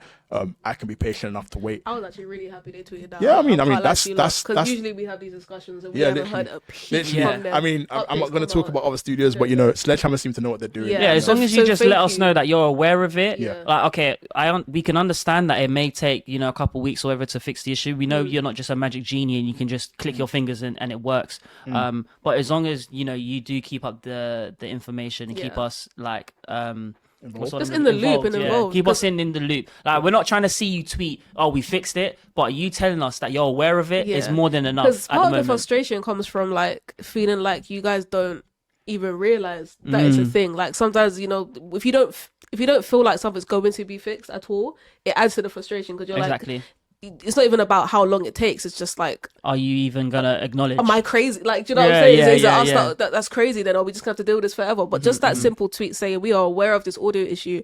I can't lie to you. I was ready to not play the game until they did it. But at this point, I'm like, do you know what? I can just learn everything else I need to learn. Learn the guns, learn the map, and I know that the audio at some point is going to be fixed. It gives me a sense of passion that remains, and a bit of optimism as well. For the game. Yeah, definitely. So communication. I think to add to that as well, I know Warren spoke briefly about being genies and not being able to make something happen out of nowhere. Yeah. One genie I can speak of is my boy Art as well. He has been doing ridiculous work when it comes to Warzone audio for about a year now, especially for the players on PC who, have somewhat issues with the regular track that Warzone does drop with. Obviously, I know a lot of people touched on to the option of using loudness equalization. However, he's kind of gone above and beyond to kind of find the right solutions in regards to being able to give you guys that sense of an advantage, or essentially what you should have from the start of the game, with regardless of whatever EQs or programs you need to use to get there. Now, evidently, you won't use that for, if you are a CDL player or if you are a Warzone top 100 player or top 250 and you're trying to play ranked, you're going to have to find a way to work without those things. Right. But, I mean, it's a stopgap. It's something that can obviously help casuals in regards to being able to understand audio cues, but also just have awareness of your surroundings. And I think he does amazing work. Obviously, that's my guy over out in the States. I do believe he is probably dropping a video as we're recording. Oh, wow. So if you guys do look into his content, I think it's art_is_war. Anywhere on YouTube, please give the guy subscribe. Just have a look into his stuff. I'm pretty sure it'll help you from an audio perspective. But also, you spoke about being a genie, and I also think this is a thing that we can obviously touch on as well. With the state of audio, with Warzone specifically, it's strange how multiplayer is very clear. Yes. Very, very clear. Like, I feel like, do you know what? And it's funny you touch on that, because I feel like with multiplayer, they've got it spot on. Like, whatever philosophy they're following, just keep following that. Because multiplayer, I know that if Warzone does get tedious for me and I just want to go on multiplayer and just, have some casual games, I can do that. Yeah. Before, I couldn't do that because I might be the only one. Multiplayer wasn't in a great place. Yeah, multiplayer was just not in the place that it should have been. I did say before the game was released that I want to be able to, join 6-man parties and actually just vibe out with the squad. My casual friends, the ones that they're not sweats in quotation marks, they just play the game casually. They like to just run search and destroy, and when I was in a 6-man party playing search and destroy, I had a well of a time, obviously with my Interstellar, of course. A bit of a flex. But it's just that element of fun again. I don't want to go into Call of Duty and have to think that I have to work my absolute butt off just to get a kill or even enjoy the game. Like sometimes I just want to sit back, I want to enjoy it, I just want to have a bit of banter with my friends or whatever and just vibe out, you know. If I do want to sweat out, okay, yeah, then I'll play. Well, that's the what the rank system is for, you know, when CDL ranks play obviously drop soon, when Warzone ranks drop soon, I assume you guys are going to be dropping that. Oh, they got to be. I will be, if I want to sweat out, I'll play those. Do you know what I'm saying? But when it comes to multiplayer, which is just casual pubs, when it comes to Warzone, you know, I just want to vibe out. So guys, multiplayer, you've got it spot on so far. Casual multiplayer, I can hear footsteps. That's like that the one mode where maybe I wouldn't even care because there's always some there's so much more going on in multiplayer. You want to listen to music when you're playing multiplayer, and I can still hear. And you can still hear. I mean, when I'm in shipment, if I can hear footsteps in shipment, I mean, you've done something right for multiplayer, right? Yeah, all we're saying is there a way, or is there a way to replicate it Warzone? Is there a reason why? For some reason, the footstep audio gets lost because when I load into a Warzone game, that played ricochets throughout my house.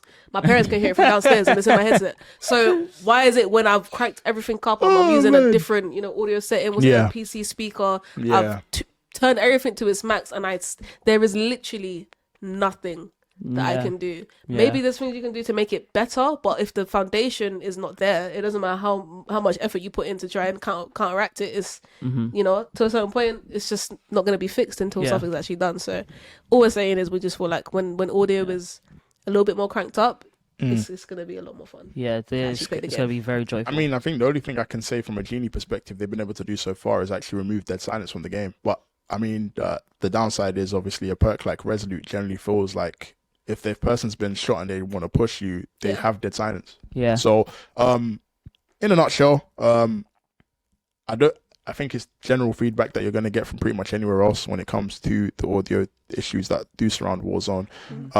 We are enjoying your game. Please don't push us away. You're doing a great job in regards to communication, and like we've already said, you have tweeted out to say that you're addressing the issue in a later update or at a later time. We're not even asking you to give us like a time period. I think we're fine. It's just a matter of the transparency you've been able to give us that we probably haven't had in the past. So W's, I think that deserves a bit of praise. Yeah. The next thing I think we can talk about obviously is the end circles. Now obviously for me, there is that element of you are punished heavily for rotating late. Yeah. I don't even care if you've even got the perk. I think what's the perk called? Well, where you can see the next room. Is that a perk? No, not that one. The one where you can take damage from storm. Oh, you moved twice as fast in the gas. Yes. Yeah. I can't remember the name. You get increased movement speed and you can move quicker in the gas. Yeah. We'll forget the name, but we'll figure it out. It'll probably be somewhere in guys, right in front of the screen. In the comments below, please let us know what's that perk called. Because little trivia for you lot. Right, so, a little trivia, yeah. I'd like to think that I'm not sure what circle second loadout pops in, but that'll be a perk that most people want to use in order to get into the latter part of the game. It is a sacrifice for obviously a perk 3 or 4 slot, but I think it's a necessary one, especially with the way game. Especially if you're an edge team. If you're a team that likes to play edge. But that's probably your best friend. I think the problem that universally, I think we have, is the fact that most of the circles tend to have a tall ass building that if you do manage to get on, you more or less can win the game. Yeah. Unless of course, you have a few people that can hide underneath a staircase or underneath a layer over the top of the building where you can't be seen and you wait for those players to fly off. There's no really other outplayability when it comes to that sort of stuff. So, I've experienced it firsthand where you've already wiped a couple of teams ground floor. Yeah. You are effectively no gas mask, probably low on plates. You beam the first guy that flies off. You have 2 guys still waiting because they have the perk that we were just speaking about. Yeah. And it becomes too regular. You're just thinking, okay, well, when is something different going to happen? Yeah. We're not saying eradicate rooftops. No, of course not. Rooftop plays are great. I don't think there's a I think they make for good clips. I think it's skyscrapers and buildings that, in a certain extent, don't make sense for endgame. I always felt like the end circle should be, it's the scrap. As the circle closes, the scrappier the game should be. That's how I see VRs with gas. the smaller it gets, the more gunfights you should be forced to get into. Yeah. That final ring, I shouldn't have a whole team with sniper glitz looking at me, and all I got is a patch of grass that if I don't use a camouflage skin, I can't hide in. Yeah. I've changed my mind. If I get a can of cactus fruit, I don't mind what circle it is. No, but I think amazing. it's just that I don't like we said, we don't mind rooftop plays. I feel like it is smart because end circles are also about positioning, and if there is a building and it has a rooftop with a nice little heady, that's fine. But usually those types of rooftops have a ladder, they have a staircase. There's a few different ways to counter it. But I think with certain buildings in the game, they are simply too tall to do anything about what team is up there. And I don't think this game should be about whoever can just rotate to that one building first, or what, just stay around that area Because at that point, and hold. It's just, what did you do that game? You get a lot of people with one kill. Yeah, because at that point, it's not even That's it. about gun skill. Yeah. It's more or less like the speed at which you're able to arrive at a building. And I don't think that, as much as you want to think about repositioning and rotation, and I feel like those are key things to look at when it comes to playing a BR. Yeah. It shouldn't necessarily be about that to kind of be the people that win the game. It makes for a boring story because a team could literally camp up there the whole game. Right. They could have 7 sniper glints, like I was saying earlier on. Listen, I peek ahead into a rotation. I'm trying to rotate with both Piggy and Warren here, and all of a sudden, I see 7 sniper glints as I'm trying to cross into a safe zone. I'm This sorry, actually right? happened, guys. Now, This is not a theoretical this is not a joke. circumstance. This is not me, hypothesizing. This actually happened. And my first, look, you see, if you see my TikTok content, you'll know that I bob and weave. I try to hide my head as soon as I see a glint. There was nowhere to duck, people. I was literally, I might as well have been out there naked. Person naked. So look, I love, like I said earlier in the podcast, I do love the return of snipers. I just don't like the idea that all of them have to be on skyscrapers or tall ass buildings, because it generally does give us nowhere to rotate towards. And throughout most of the game, it's not the biggest issue. No, of course, no, it's not. We are literally simply talking about endgame, guys.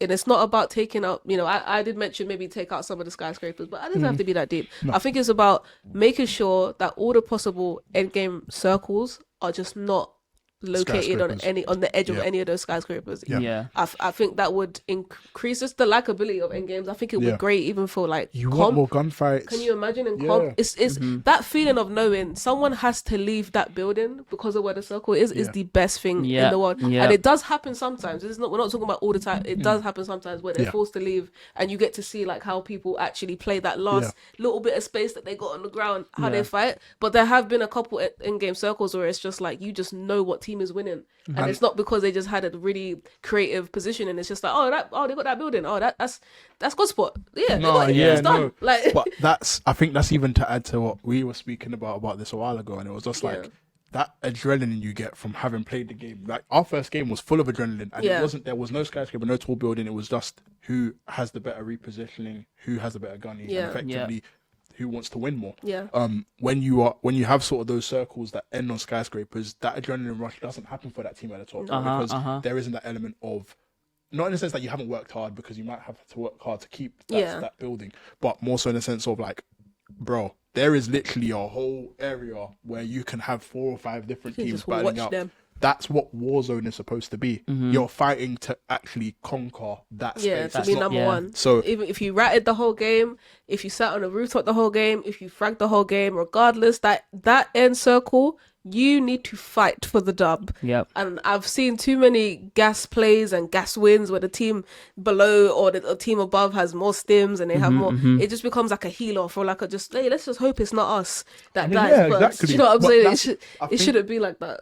I think just, you being boots on the ground, I mean, that's something that a lot of people have been crying out for a period of time. But I think also just being able to kind of have the element of, let's say our team is against another team, and we know the team. We might have met that team in the gulag earlier on in the game, and we know how serious that fight might be. That personal vendetta that you want to have against that team, you don't want to fight that on a rooftop. Agreed. You want to have that right in front of you, or you want to be able to hold a position where it's just like, all right, cool, I know that team, I know how good their gunny is. We need to kind of think of something on the ground that's going to, to get them out. And a solution that I think we agreed upon was, when it comes to endgame, I don't know what kind of algorithm or coding they've got for the end circle, but actually put those that are sitting on tall buildings at a disadvantage, where the zones, the circle's going to move away from that. For example, if there's a tall building and then surrounding it is just like open area, the only thing you can hide behind is rocks or whatever. Yeah. Like move the circle in that direction to force them away. Out. Force them out. Or if you're gonna put an endgame circle on a building, make it the edge of the building or something. Make it ground floor. Or that as well, Yeah. because I think it's a little, just to play devil's advocate here. I think it's a little bit unfair, because you can't completely avoid tall buildings. If the circle's there, the circle's there. Do you know what I'm saying? People are gonna go on tall buildings for their advantage. Yeah. However, if there's a way, Sledgehammer, that you can code the end circle so that it goes in when it moves, it goes into more open spaces rather than actually just closing in further on the tall building. That would be brilliant, because then I wouldn't mind people going on tall buildings knowing that I now know the next circle is going to be in an open space anyway. So they're going to have to jump or they're going to have to make a gas play. But at least I know that though. Do you get where I'm coming from? I will say this is an issue that we had a lot more before they introduced rotating circles in endgame. You know, because it will pull this way, then it might pull that way, and then it will start to close in on itself. Yeah. So when it's not the biggest issue in the game, so it's not something that we're saying, this is terrible, we're not gonna play if you don't fix. It's not as bad as audio. If you don't change it, well, I'm still playing the game. You Yeah, know what exactly. I'm saying? It's just something to maybe be mindful of, because People might the get more it irritated. happens, the more irritating it might get, and not everybody has the same You're gonna experience love that, by the way. as of right now. I can imagine. It's only been a imagine. week, so there might be loads of people that watch this and like, I've never had an in game like that. But We're in not about saying 3 it's- or 4 months, you might come You're back gonna and have said that 2Gudcast. They know what they were talking about. Yeah, You know what I'm saying? We're You just know saying, that. even if it doesn't get better, please make sure Just it doesn't take get worse. note of it. Worse, You know what I mean? yeah. It doesn't happen more often. Yeah. That's all we're Because saying. that it's funny how we call it the skyscraper building now, because it's literally a skyscraper. It's a skyscraper. I've noticed as well, just slightly off topic, I think that might be the hot drop on that map, the city, because obviously it's inside the city. Yeah. I've seen What's it, people Zaravan City or something like that, because I know it's next to Suburban, which is like bottom right. Watching competitive Call of Duty, like CMG wages and stuff like that, I'm seeing a lot of people land in that area. I'm also seeing people land, there's another area to the right where it looks like favela, kind of. It gives a favela feel. I don't know if you guys experienced or explored the POI as much, but on that same side of the POI, there is a little section where there's just like kind of broken buildings, which does give a favela feel, which I think is also a hot drop as well. Just a little observation. I like that. We're getting tips from the boy Warren. I can't lie. You might want to subscribe to his channel because he's got some fire content relating to not just Warzone, but definitely CDL, which is something we're going to get into. Whoa. Sorry, that is serious. Listen, I'm telling you, cactus fruit. I'm telling you, literally, I had to stop Red myself, Bull? and I said, I don't even care if you don't fix this stuff. Just give me more of this. You know what Sorry, I'm saying? because I saw your reaction and I was like, What's he bro, talking about? yeah, what's he talking about? And I just took a swing. I was like, damn. But yeah, I mean, overall, just to sum up all the points that we've made, how are we feeling about Warzone? Is it something that looks promising? Do you think it's something that they have a lot of work to do, or do you think it's in a good place? I mean, kind to wrap up Warzone. We're in a good spot. Especially if we compare it to the last 2 launches. So we obviously look at Al Mazrah and the issues we faced with that, and then Caldera and the issues we faced with that. I would like to think, even including Verdansk, this is probably the best it started off with. I think the reason why I say that is because you take into consideration how bad the servers were in Verdansk, Caldera, and obviously Al Maz. They were not great. If you look at in regards to the metas that are out right now, they're not as bad as they were as the first. So I feel like they've balanced quite. I feel like everything's kind of balanced in a way. Obviously there will be there are always going to be elements of things that they can improve on. I think we provided that with this episode. But I think from a starting point, I'm happy to give this an 8.5. I think that's a fair rating. I wouldn't give it anything. It's good and a bit more. I'll give it an 8. Just because that audio issue really did upset me. Yeah. So I should know, because I Yeah. bought a new controller because my old one had stick drift, and now I got on the game, I was ready to grind, and then you got the audio issue. I'm Yeah. gonna give it an 8. So we've got 8.58. Do you know what? I'm going to give it 7.5, and it's not because of. It's like that's not a bad rating at all. I'm only saying 7.5 because I haven't actually experienced the map like more, if that makes sense. I haven't I haven't explored it enough. I would say I've probably explored probably about 50% of the map. So I'm giving it a 7.5 because it's good. I'm enjoying like the movement. I'm enjoying the perks. Do you know what I also like as well? It's you know, stuff like the stealth vest, the comms vest, the gulag, the medic vest. the gulag entry kit, That's really good stuff. all that kind of stuff is making the game fun because now it's just like there's not just one way of regaining, which is just buying someone back. Oh, by the way, 3,000 for a buyback is amazing. Thank you very much. Times are hard at listen, guys, it's either you increase the cash or you just make it cheaper at the buy to buy back, and yeah, thank you. But yeah, just on the points that I just made there about the vests, those are great additions to Warzone. So I would give it a 7.5, but the reason why it probably wouldn't be an 8 or 8.5 for me is purely because I haven't explored enough of the map yet. But that's a good thing because that means, you know, the game's fresh. Only up from here. And it's only up from here. I'm not gonna lie. You give him a lifetime supply of cactus. He ain't gonna say 7.5. Probably say 9. But anyway, I think to even add to that, because we didn't really speak too much in regards to the actual like regain feature, and I know we spoke about the 100 player count initially. I feel like the addition of the redeploy, I think the redeploy bag, and then you have obviously the flares, and you have the gulag tokens. That does add on, and I do feel like that is a great addition. I feel like that would play even better with the bigger player count. I think more so just because you know, having more players essentially will then you can look at it from a perspective of where you have like places to regain. Having that feature, obviously, if you have like 2 alive, and you want to bring back a third teammate, they have the ability to go somewhere, potentially pick up a new contract, and that's enough to effectively get a gun per player to kind of get back into the game if you can't afford a loadout. Right, but if you're one person alive and you're in this current meta of 100 players, it might be by chance the person you bring back has 4,000. They've died with 4,000. That's by chance. I feel like the way it plays at the moment, it isn't exactly too hard to regain. I feel like there is still an opportunity, but the window is very small. And effectively, if it happens immediately, so let's say, for instance, Piggy's on another team, I'm on a team, and she's seen me, she's killed me, I've got my gulag token on my redeploy bag, and I've come back, that's immediate. She effectively will still see me in the sky. If you come back to the same place, and I'm probably dead again. The other thing I was even going to touch on too in regards to resurgence, and I know we won't speak too tough on it because we've obviously seen how it plays. We've seen a tournament, and I think tournaments aren't going to run well on resurgence until they add spawn protection, because at this moment in time, people are getting beamed out of the sky left, right, center. It's a joke. I don't even. The moment that happened to me, I just didn't bother resurgence. So hot take, by the way. Sorry.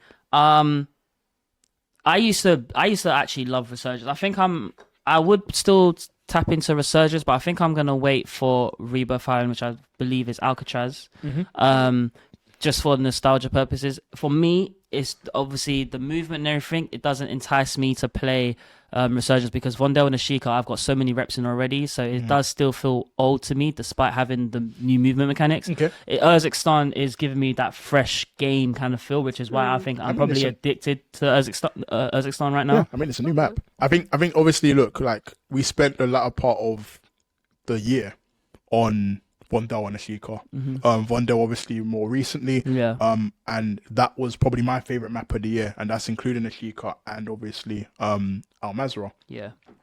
But I think when you start a new cycle of a game, you want to get more immersed into the newer things that are available to you, and I feel like that's what Urzikstan offers. Again, we probably haven't had as good of a map as it since Verdansk, although I do still feel like Al Mazrah was decent for what it was. But I think in total, I think it's just the thing where, like, look, anybody that wasn't able to use any sort of movement, which is pretty much everybody, last year, you know, I mean, shout out to Zyra and the people that were able to figure it out. But yeah, like, that wasn't available to everybody. So people are going to go back onto those modes and think, okay, great, you know what, Vondel, Ashika, I'm happy because I can slide cancel, I can slide cancel and I can dolphin dive. Or I have the ability to be able to outplay or even use stims now that I couldn't use last year because they weren't effective. You know? And I think evidently you have your resurgence players and you have your Warzone players. Some people, you know, converted to the latter because obviously they preferred smaller map and they wanted more engagements, whereas I feel like big map, lesser engagement, slower paced game. You know, that's gonna be how it is. But I think, just like you, I think I want to be able to experience a lot more big map because I didn't play a lot of Mazrah last year. I played a lot more resurgence, like pretty much converted to a Pretty resurgence much creator. commercial, yeah. So I think it's nice to kind of have that element, and it's not even a thing that I don't want to still jump on resurgence. I mean, Yeah. I think if I want to try a new meta out, if I want to try new guns out, Exactly, or yeah. whatever, That's what I'll be using it for. You know what I mean? And if I want to try it in a fast-paced environment, so I know that I can 1v3 or 1v4, Yeah. that'll be where I try it. So I don't think there's any shame in saying that it does feel old, and we want to try something new, and that's effectively how we want to do it. Yeah. But I think even just the introduction of resurgence quads on the honors as I being actually able to quite kind of like that. have different Downloading POIs in that. different Yeah. areas. I think that was good in regards to Yeah, it. that was cool. I wouldn't mind if they actually kept that within the game. Yeah. Give us like all the plays. Give us quads, trios, duos, solos. Give that to Yes. us. But if you're gonna give us different POIs as well, you can add that in there. I don't know if you guys have a system where if you're gonna if you're gonna give us a duo, trios, or solos, but the quads is gonna be big map. But if you're gonna do that, change the POIs. Give us like Just to keep something it fresh. fresh. Yeah, keep it fresh. Another thing I wanted to mention that has actually gone under the radar. There's a setting where you can put slide only. Yep. And I'm still Dolphin diving. Yep. I'm still dolphin I diving. think everybody's going through that one still, Sledgehammer. I'm shaking this microphone because I know you're paying attention to what's going on here. You know what I'm saying? But seriously, that needs to go. No, carry on. Yeah, purely because there's been situations where I'm trying to finesse, I'm trying to like escape, and I've accidentally dived. And we all know there's a bit of a delay when you go from prone to up, because you guys have nerfed snaking. So I think that's probably an easy fix you guys can do, because I shouldn't be dolphin diving when I've got slide only on the setting. Yeah. If that was the case, I might as well just keep it slide and dive. Tap to slide and then hold to Hold to dolphin. dive. Yeah. So I just wanted to bring that to light, because that's been frustrating me. The same way the audio has been frustrating Piggy here. That alone has been frustrating the hell out of me. It's so funny you even I'd bring that appreciate point if you up, fix because that. I remember playing with Rex like 2 days ago, and I was definitely in front of two. I was literally, I had two guys right in front of me, right? And I'm ready to ADS one because I'm waiting for the other to run behind or whatever. So you kind of have them both in the same line. I've slided. I've dolphin dived. I've slid. I've pressed the button to slide. I've dolphin dived. They've heard my thing go splat. Yeah. And all of a sudden, I'm dead because they can. That's annoying. That's the audio they can hear. Yeah. Yeah, like in my head, I'm just like, what the hell's going on? Of course they hear that. Yeah, exactly. So in my head, Yeah. it's just like, wow, okay, well, I mean, look, Sledgehammer, I've got no qualms. I think you guys are doing a great job, but please just, sort out the few things that we are able to kind of talk about. But I think away from Warzone now,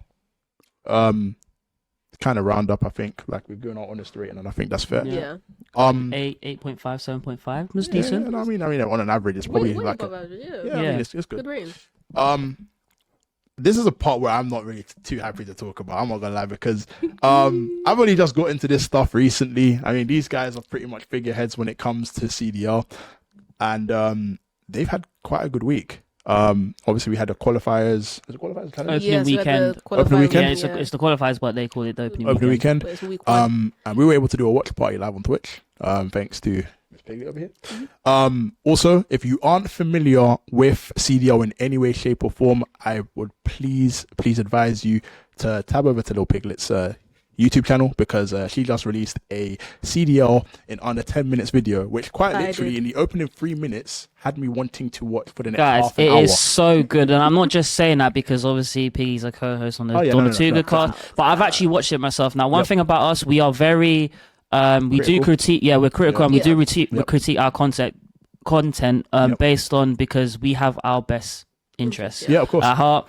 We all want to thrive as content creators, but Piggy, what she's done in that 10 minutes there, even I felt like I could show this to my brother, for example. My brother probably doesn't. My brother is a FIFA content creator, but I feel like he could watch that and then probably go into esports or Call of Duty esports and actually learn how things work, learn how hardpoint works, or learn how control works, S&D, what guns to use, etc. Guys, I highly recommend you guys tap into I believe it's called the CDL Crash Course, right? Yeah. Yeah, CDL Crash Course, guys. I'm going to say this to you now, is I'm probably going to Miami in February, and I'm probably going to watch that video again and again and again. And there is literally no other video. I think I even remember seeing a guy in the comment section saying that, oh my God, you explained this so much better than some other creator. And it's in record time. Like, it's actually in a 10-minute, like, I don't know anybody that can do that. You know what I'm saying? So It was Plaudits to Miss Piggy here It was a because I grueling can't lie. process. It was It was a, worth Very good video. Yeah, no. Piggy, very good video, I must say. all I'm gonna say is those hours in Discord. Yeah, because I spent a Yep. few days and nights. And Oh, we were there. We were there. And yeah, Timo was No. there for a lot of it. No, But it's no, up there, definitely, if you're new to the CDL, or if you know you wanted to know a bit more about it, but you just don't have the time to sort through hours and hours of footage that they have on YouTube, definitely check out the YouTube video. Cause, Please do. Yeah, You're even gonna me, see like, that I'm gonna have it somewhere in the suggest. You know how we have that suggest? Yeah, it's gonna be here. You're gonna have to find it, or maybe at the end of the video. You know what I'm saying? It's probably gonna pull down from the top, or Yeah, exactly. you know what I'm saying. You never Exactly. know. Yeah, no, it's gonna be somewhere here. It's gonna be somewhere. But no, talking CDL, guys. we got some stuff to discuss. Yeah, we got some. I stuff to don't. discuss. I don't know if anyone who's watching this now saw the tier list that I did with my lovely co-host. Also on the channel. But yeah, also on the Little Piglet channel, little plug. But yeah, we did a tier list rating all of the CDL teams pre-season. So we hadn't watched a single match yet None. of any of these teams play together. We simply looked at every roster and we just gave our opinions on what we think they'll be like. That is literally pure speculation. Just what we might think from the players that we'll put together. But at the end of that video, we also chose 3 teams that we'll be rooting for during the year. And we'll that's be getting, the point where I do this. Yeah, that's where Timo's sadness comes in. I turn into play. You I- don't need to be too disheartened. I but turn No, into- it's early. Let me Guys, know. we've only Early, had but you one don't need to be too one disheartened. week. We've I had can't 1 lie. week. I'm turning of into a games. locked character until next week. Alright, that's how it is. Locked character, guys. See you later. Oh, man. No, I'm playing. Lots of character. But yeah, the 3 teams that we rooted for, which I'll be real, was through a spanner in the works because you have to have watched. You have to have you watched gotta the tier list watch to the get that video, one. guys. Yeah. Even if you skip right to the end, the last 10 minutes, you gotta see this. But Wars is a FaZe fan, has and always probably will be a FaZe I fan. love selling. And I am an Optic fan. So here's me thinking, yeah, I already know who's Warren's gonna pick. He's gonna be like, yeah, I'm gonna root for FaZe. I already had Optic in my bag, and it was more about who's Timo gonna pick out of all these teams. Oh yeah, because I have no experience. So in I this let anyway. Wars go first. I said, yeah, go with your team. And he said, I'm going Seattle. So. Seattle Surge. Now that spammed me because I was thinking I know what he's trying to do here, Yeah. and then very quickly I was like, wait, what the hell are you doing? Because if you guys have ever tuned into his content, and I advise you subscribe to his channel as well. The guy does actual how to play like pros. He does a series, which we'll all be seeing return. We will. And I will be looking into. Oh yeah, no, we are for sure we'll be looking. So, but he's done it around Atlanta FaZe. So in my head, it's like it's a no-brainer. Why wouldn't you pick the team you favor for? And I think, obviously, the reason maybe I'm wrong because he can correct me on this, but I think the reason he went for a team like CDL Surge is because it kind of almost represents him as a character, as him as being somebody that's a competitor. And there is no better story than almost like a revenge tour or I've got something to prove or a redemption arc, you know. And the players on Seattle Surge all have something to prove. Yeah. You know, they've all come in the sense of adversity or dealing with some form of loss in the CDL, and I think that's something they want to act on. And I can't lie, he's picked very well. It's a good team. Yeah. It's a good team. Very well. So when I heard that, you know me, if we're not glory hunting and picking the top 4 teams, I said, well, I'm matching your energy. So as he said that, I'm thinking of the teams in my head. But then Timo goes next. Yeah, so I mean, obviously, I looked at it from perspective of what I was able to kind of grasp from last year, the good, the bad, and the ugly. Yeah. But more importantly, I had a feeling that either one of these two were going to pick Optic or FaZe because that's their teams. And I went for a team. Obviously, this is my first time actually looking in properly to CDL pretty much since 2019. I looked at it and thought, okay, players, what sort of mix am I going to get? Is there going to be a mix of experience, youth, or fresh blood, as we call it? And how well can they gel? How will they perform? And obviously, we spoke about Snoopy. And how obviously he was unfortunate not to really, tie himself down to a team. I mean, I think it was Optic. No, Boston last year. Last year, yeah, but he joined late. that was right? the- Yeah. But he seemed to be like a very good spark within that team, and I felt like if you have that sense of experience, which we now have with the Boston lineup, you might be able to see him shine quite well. Yeah. And so I kind of just said, I mean, Miami Heretics were honorable mention, and I thought that was the team I was gonna go with.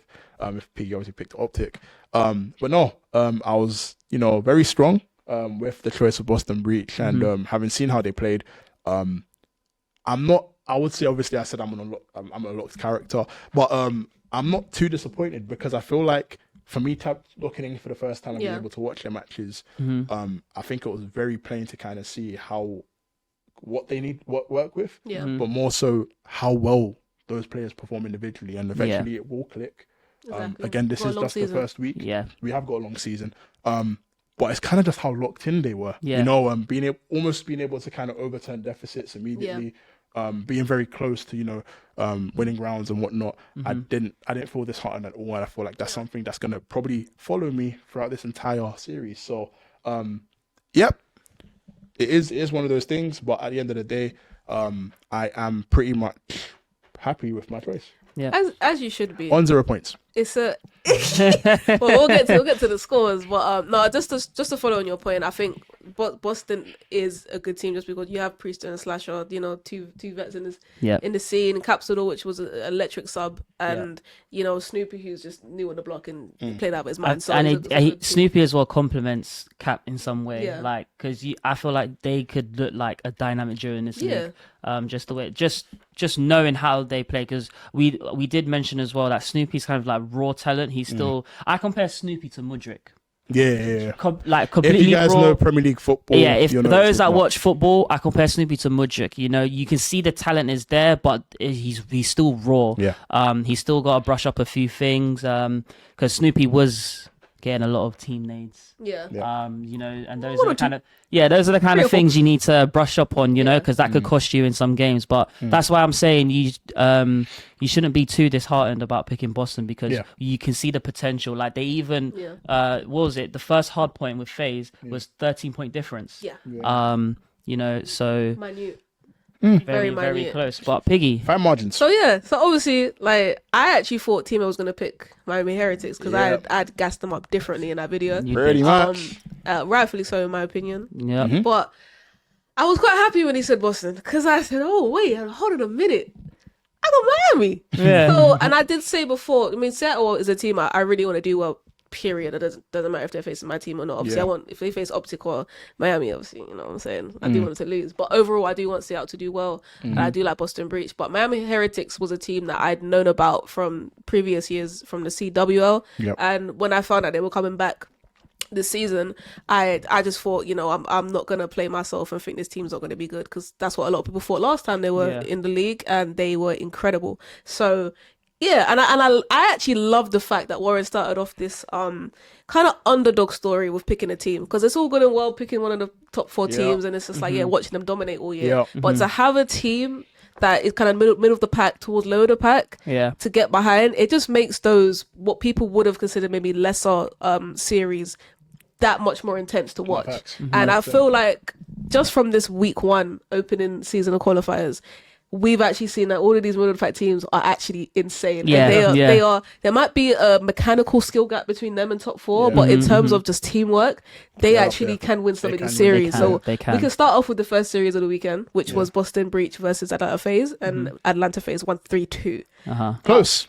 It was really close, and a lot of people see that as a massive L for Boston. You didn't get the win. Like, you should go home. But those that watched it know that Boston really took FaZe to lengths in regards to just everything, really.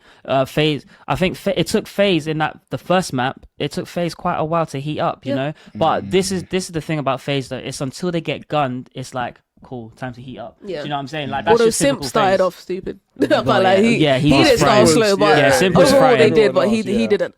I mean, Simp had an MVP worthy series against them. So for Boston to even only lose by a map, and every single map was close, and you have someone like Simp who played out of his mind in that series, it just, I mean, really and truly, even the analysts at the CDL were talking more about Boston than Atlanta that just won the series, because it was more of a shock that, wow, Boston Breach actually looked like a very promising team. Yes. One that you wouldn't expect to be that good straight away, because there's no new roster. All these new rosters, you think they need time to build. If you're starting off like that and you're pushing FaZe to the limit, and their roster's pretty much the same bar Draza, it's very, very, very good to look at. So even though Timo didn't get any points for his team, because they did lose their second series. It's not like I'm not used to this stuff, by the way. At FPL, if you guys are locked in with the Premier League and Fantasy Premier League, I don't get points every week. Listen, at the end of the day, I want to find somewhere I do get points. Right? So if it happens to be the next, qualifier challenges, I'm ready. I actually do believe that Boston will get winners bracket. I would, if I could put a bet down right now. They got some I different. would put it down and say Boston will get winners bracket. He's doing the thing that I won't do. I am not betting, right? Because I can't lie. Every time I bet, I lose. So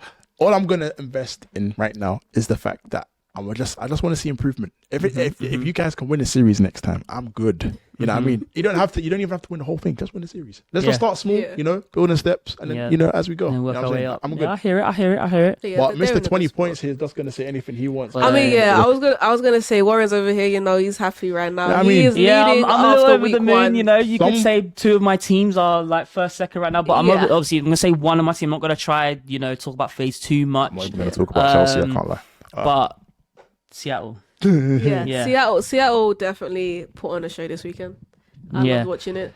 They played LA Thieves and won 3-1, and then they played. It was quite convincing, that one as well. I mean, it wasn't close. It wasn't. That one wasn't actually I looked close. at that and I thought, wow. Like, I'm not even speaking from the fact that obviously we've spoken about the redemption arc that most of these players are on. Yeah. But I think it was more so in regards to like this team were pretty much like they're new. It's almost like they've had a complete wipe and rebuild. LA Thieves obviously had more or less a similar circumstance. But I just felt like if you were able to look into those games, you could clearly see that the Seattle Surge actually worked. Like, they really worked hard. Yeah, they didn't really look like a. They didn't look like a team that. They don't look like a new roster that's just trying to learn play styles and all that stuff. Yeah. It's like they knew the person to your left, right. It's like, okay, cool. I know that's my SMG duo. I know that's my AR right there. Yeah. And they literally got to work. I mean, you see the way Illy had his teammates back in that game. Like, with his new thumb. Every time you think Hook is about Illy, to die. New thumb Illy. No, it's true.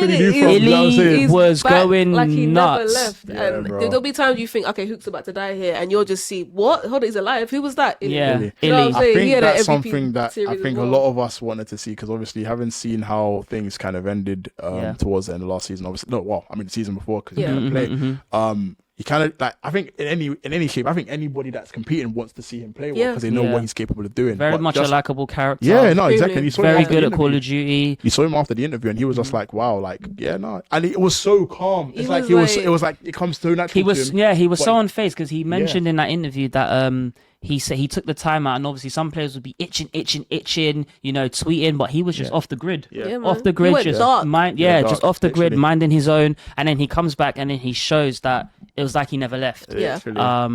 So shout out for that. There's going to be that added desire to want to prove something. 100%. That's a hungry team. That's a hungry team. That's why I've picked Seattle, because I've called it the redemption team. Feel you. It's a RCE's, I'm not gonna lie. Needs to prove himself. I've always said Hugh is probably one of the biggest what if players, because if he gets it right, he could definitely be up there with the Simp, Abizi, Shotsies.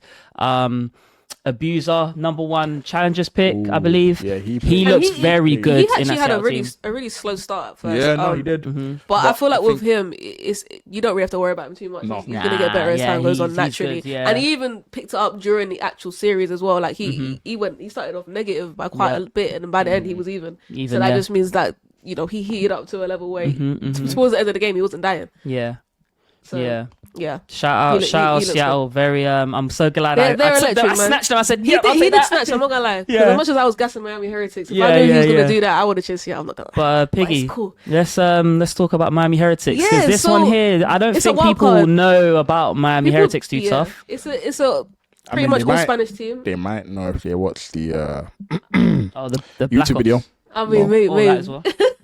No, but they are an all Spanish team. If you ever listen to their comms, it is in Spanish. That's the only. I wouldn't even say downside. It's just like, I guess I won't get any insight into their comms per se. But I can't lie to you, they're so entertaining to watch. I don't need that. Yeah. I'll be honest. They got a lot of passion. Passion is universal. People. They came in. They only had 1 game this week. Yep. A lot of teams had 2. They had 1. They won their 1 game. It was, if I can see it here, against Carolina Royal Ravens, who aren't doing too hot right now, but they got 3-0. Was that 3-0? Yeah, was a 3-0 sweep, and it was pretty convincing. Like the Carolina are struggling a little bit right now, but I don't think they're a bad team. I just think just slow start.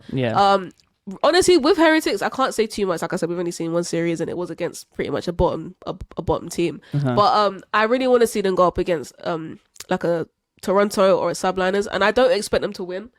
I just want to see that it's competitive. The same way Boston pushed a phase to a game 5. Yeah. That is so telling of how they're going to move forward. Yeah. If I see, Heritage get 3-0, that's against a top team, you can't be surprised, but I just want to see some fight. Yeah. Because that's what they're best at. They That's always what push top teams to the brink, if not still the series. And if that's the Heritage I'm getting this season, I'll be a very happy woman, because they're the type of team where middle of the pack teams almost can't beat.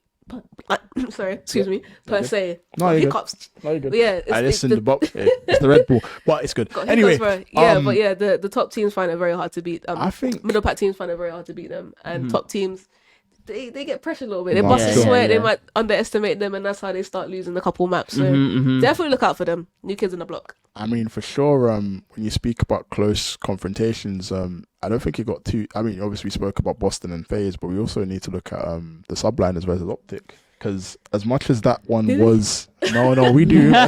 We most definitely do.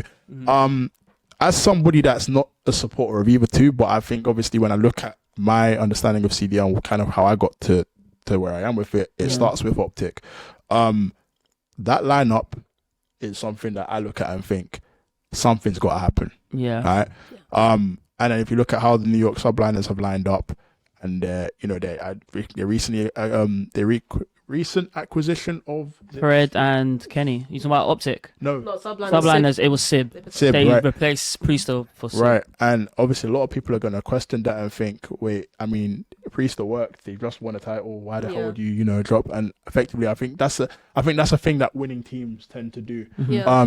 There will be a questionable, like it might be a sale or a swap or a trade or whatever to kind of figure out that, and I think that's what you're gonna think. Not just how you get better, but how do you keep others guessing? Because effectively, it's almost like if you look at Man City and Pep Guardiola, he might sell a big player, and you're thinking, how are you supposed to rebuild if you've just sold a very big player? Well, I mean, he has another player in wings waiting, and you almost guess it's a guessing game as to what you're gonna do next. That acquisition of Sib, who I understand to be a very motivated and talented individual, but also a hungry player. It's gonna be one of those things where time will tell. But I mean, you look at how they actually performed against Optic, and I want to think that Optic somewhat they threw that series. They threw it, but I think it's a thing where I think some of the performances were like, we can obviously look at Shotzi and I think it was Pred. Who made quite a few questionable calls, but I think Kenny, I wasn't expecting Kenny to perform as well as he did. And that's something obviously if you've looked into LA Thieves back in 2019, very good player, more than MVP, very reliable. But seeing how he played, it's almost like I'm now seeing that same Kenny. And for me, it's almost like, okay, I'm so used to hearing about the Shotsies and the Dashies in regards to what they can do. But it is. But I think that almost tells you that team's now going through a transformation, that eventually we're going to see how well all four players can obviously show what they can do. And I also think they all know that they could have won the series. But I also think it's a thing where subliners are going to think that was a close call.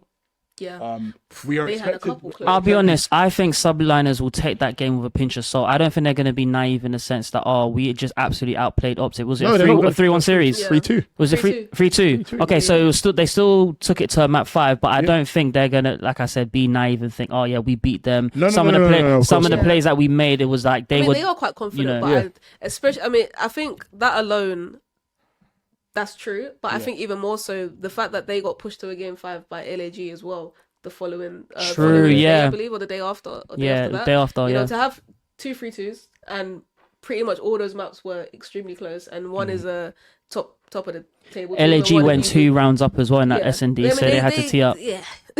It was a really good series, but I think what subliners probably take from that is just no complacency. I don't think they would get complacent anyway. I mean, making a trade like with Priester and Sib kind of shows that they're not looking to be complacent this year.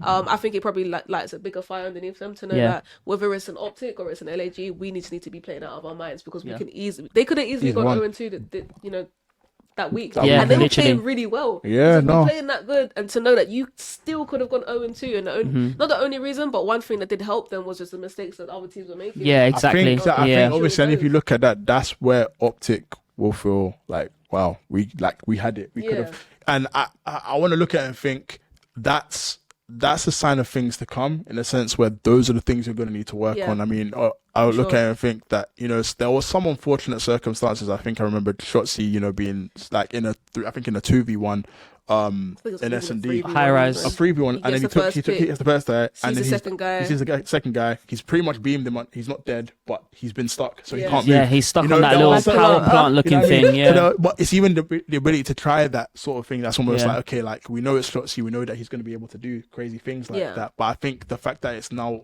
you're working on that team dynamic with Kenny and Dashi and obviously Pred. Pred, I still think Pred needs a bit of work. He needs a bit of time. He does need a bit of time, but I think that's the beauty of it. You were that close, and you guys are still trying to get there. You know what I'm saying? So if there's a message I can send to Optic, you're doing great. Just keep doing what you're doing. You're eventually, you know what I mean? My boys.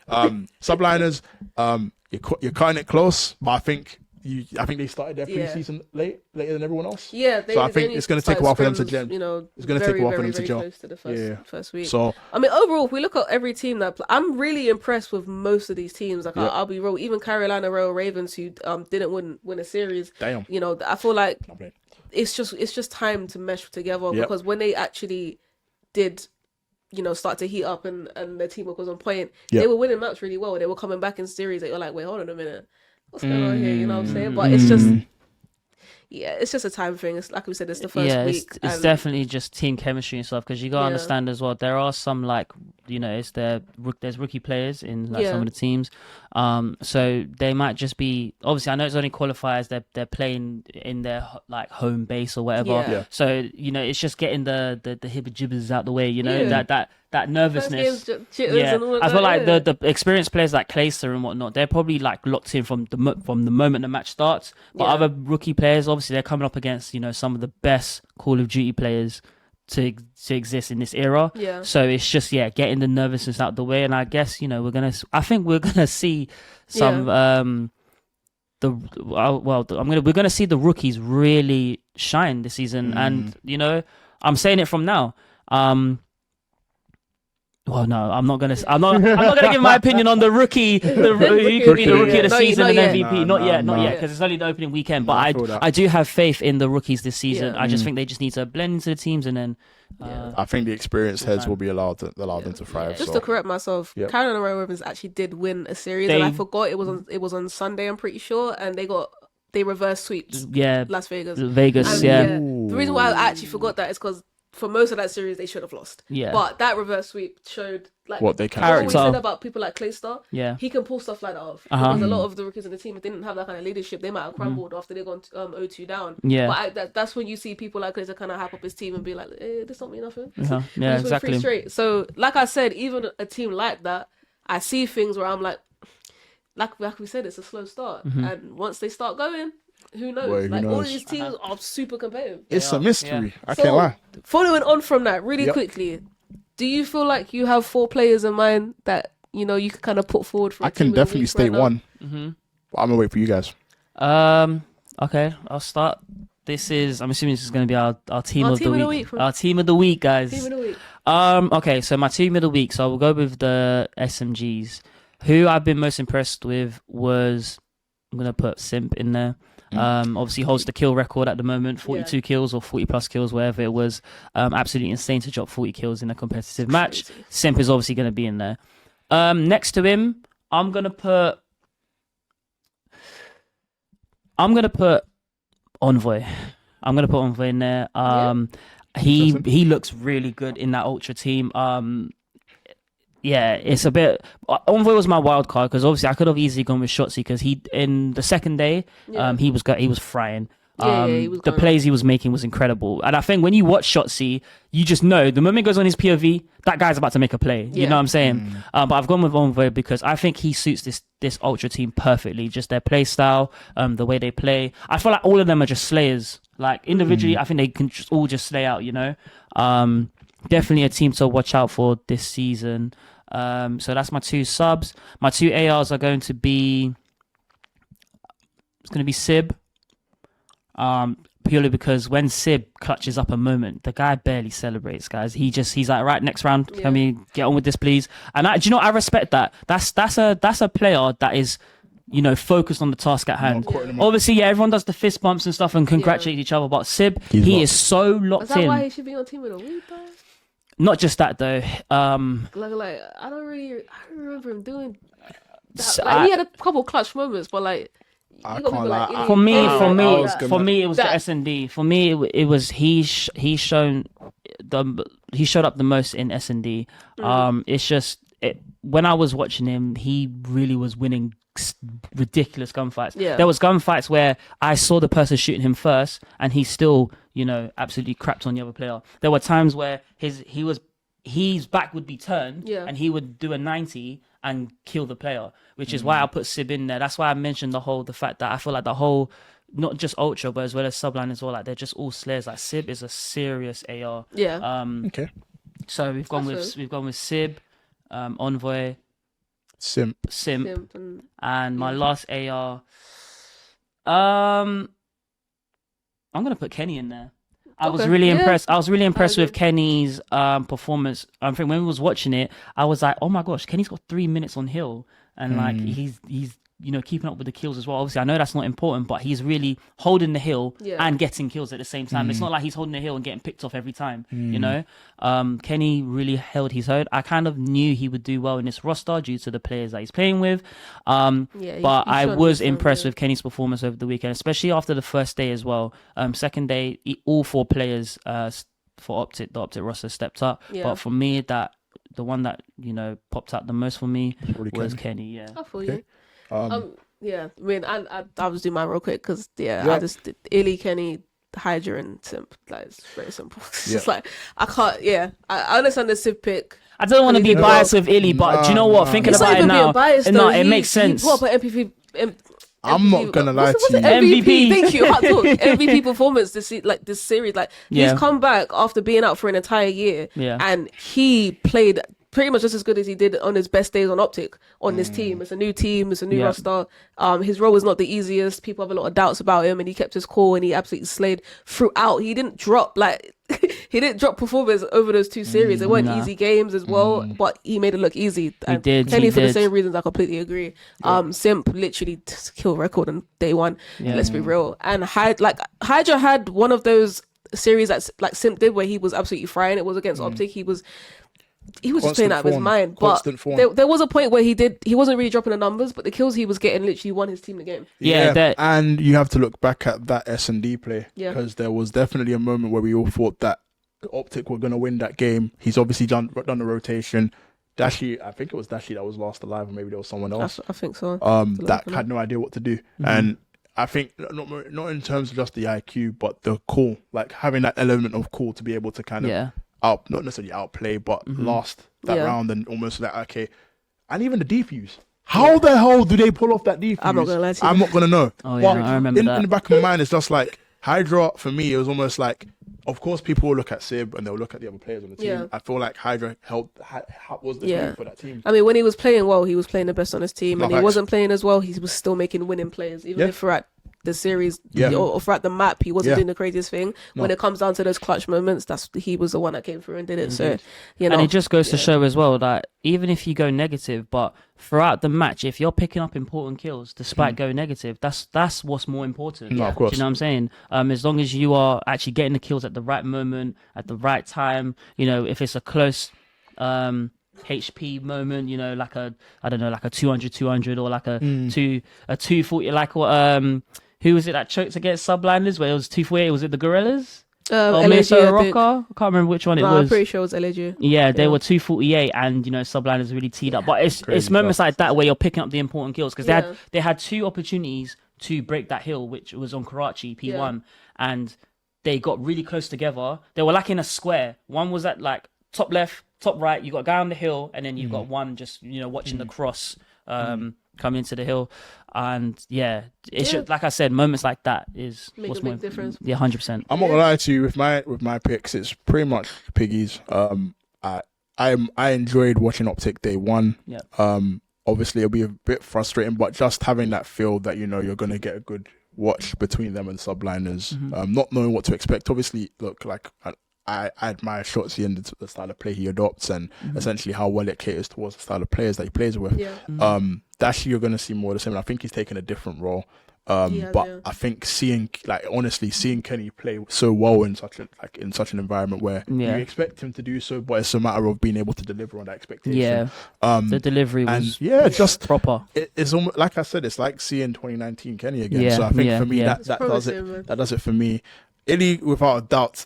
If I could just go off player of the week, I'm saying it's Illy, just because how clutch some of the plays he was making and how pivotal it was towards the cause of the win. For me, just out and out just tells me that guy is he's a man possessed right now. Yeah. And it's the fact that it's so chill. Like he's had his, like you said, he's had his period away. He's come back into it, and it may not look it, but that guy is hungry. That guy 100%. Is hungry for success. So for me, that like best day off for me this weekend. Simp, it goes without saying, because at the end of the day, there's nobody that's going to have such a KD across the 2 games that he has played. And holding that sort of kill, like it doesn't even look like he's hit full flow. Listen, that's what's scary. You don't know when Simp's going to hit his peak this season. Like he might end up breaking his record this weekend. There you go. For qualifiers. So just to reiterate, your AR picks were Kenny, Illy, your sub was Simp. One more. I think I'll go for Hydra, right? Yeah. I would say, but that's you two got the same pick. But I feel like because what I think that's probably the generic pick. I feel like in my opinion, I think because of just what I watched, because like I genuinely thought Optic were going to win. Like I don't think I was so certain with the way that played, and then when that defuse happened, I was like, what the hell? Yeah. When it was a 2v1, I was so sure that Optic were going to win. All of a sudden, Hydra's there again, causing problems. Exactly. I said constant form. That guy literally is a constant form, whether it comes to Optic or anyone else in this league. He's a little bit of a cliche team in a way. We understand that, but I think some weeks we're gonna have a different type of team. Yeah. Other people. 100%. 100%. Opening week. That's what it is. Even Sib included. Yeah. These players were really. They were very impressive. I'm sorry. And the thing is as well, I was quite purposefully just like player watching the new players in their roster, like the Envoy, Sib, because I want to see how they gel. Do they gel straight away, or does it take you a couple maps to understand your players' play style? And Sib and Envoy kind of just were like. They just fit right in, it was the perfect. But I think that's the beauty of it. You obviously have somebody like Pred who's still learning the ropes in regards to how to work with the rest of the Optic roster, and then you've got Sib who's pretty much warming up and effectively being able to kind of fire at all guns blazing with New York subliners. So I think it's just a matter of time. Moving forward, we're gonna. It's been a joy to watch. It has. As much as you guys, but and we're I'm gonna throw you guys in. Oh yeah, no, don't worry. Listen, guys, every podcast we have got. I can't reveal too much because obviously we're already here. We're already hearing it, but just look into the future episodes because you might be seeing us here a lot more often. Hey. Maybe not even in a podcast format. I like podcast format, but in general, just stay locked. Before we do go, guys, we have 2 cans of Red Bull in front of us, and I finished both. Yeah, I was about to say, do we all have really 2 full cans of Red Bull in front of us? I was really happy with Spice Pear, but I can't lie. My flavor of the week has to be this cactus fruit, because I can't lie, y'all must have saw the reaction I had as soon as I took my first sip, and I was just like, hold on a minute, I'm not even angry about the things I was angry about with regards to Warzone. Just give me a lifetime supply of this and we're all good. You're going with the cactus. I'm going with the cactus fruit. I think I'm gonna go with a Spice Pear. This one I actually had to grow on me. I've had this one before. My favorite usually is cactus, but every time I drink this one, I like it. It was close. Even today, so I'm gonna go with a Spice Pear today. For me personally, I enjoyed the Spice. Is it Spice Pear? It's called? Yeah, that was very flavoursome. But what edged it for me was the Cactus Jack. Now let me tell you something, guys. Cactus Jack. Cactus fruit. No, it's a Cactus Jack,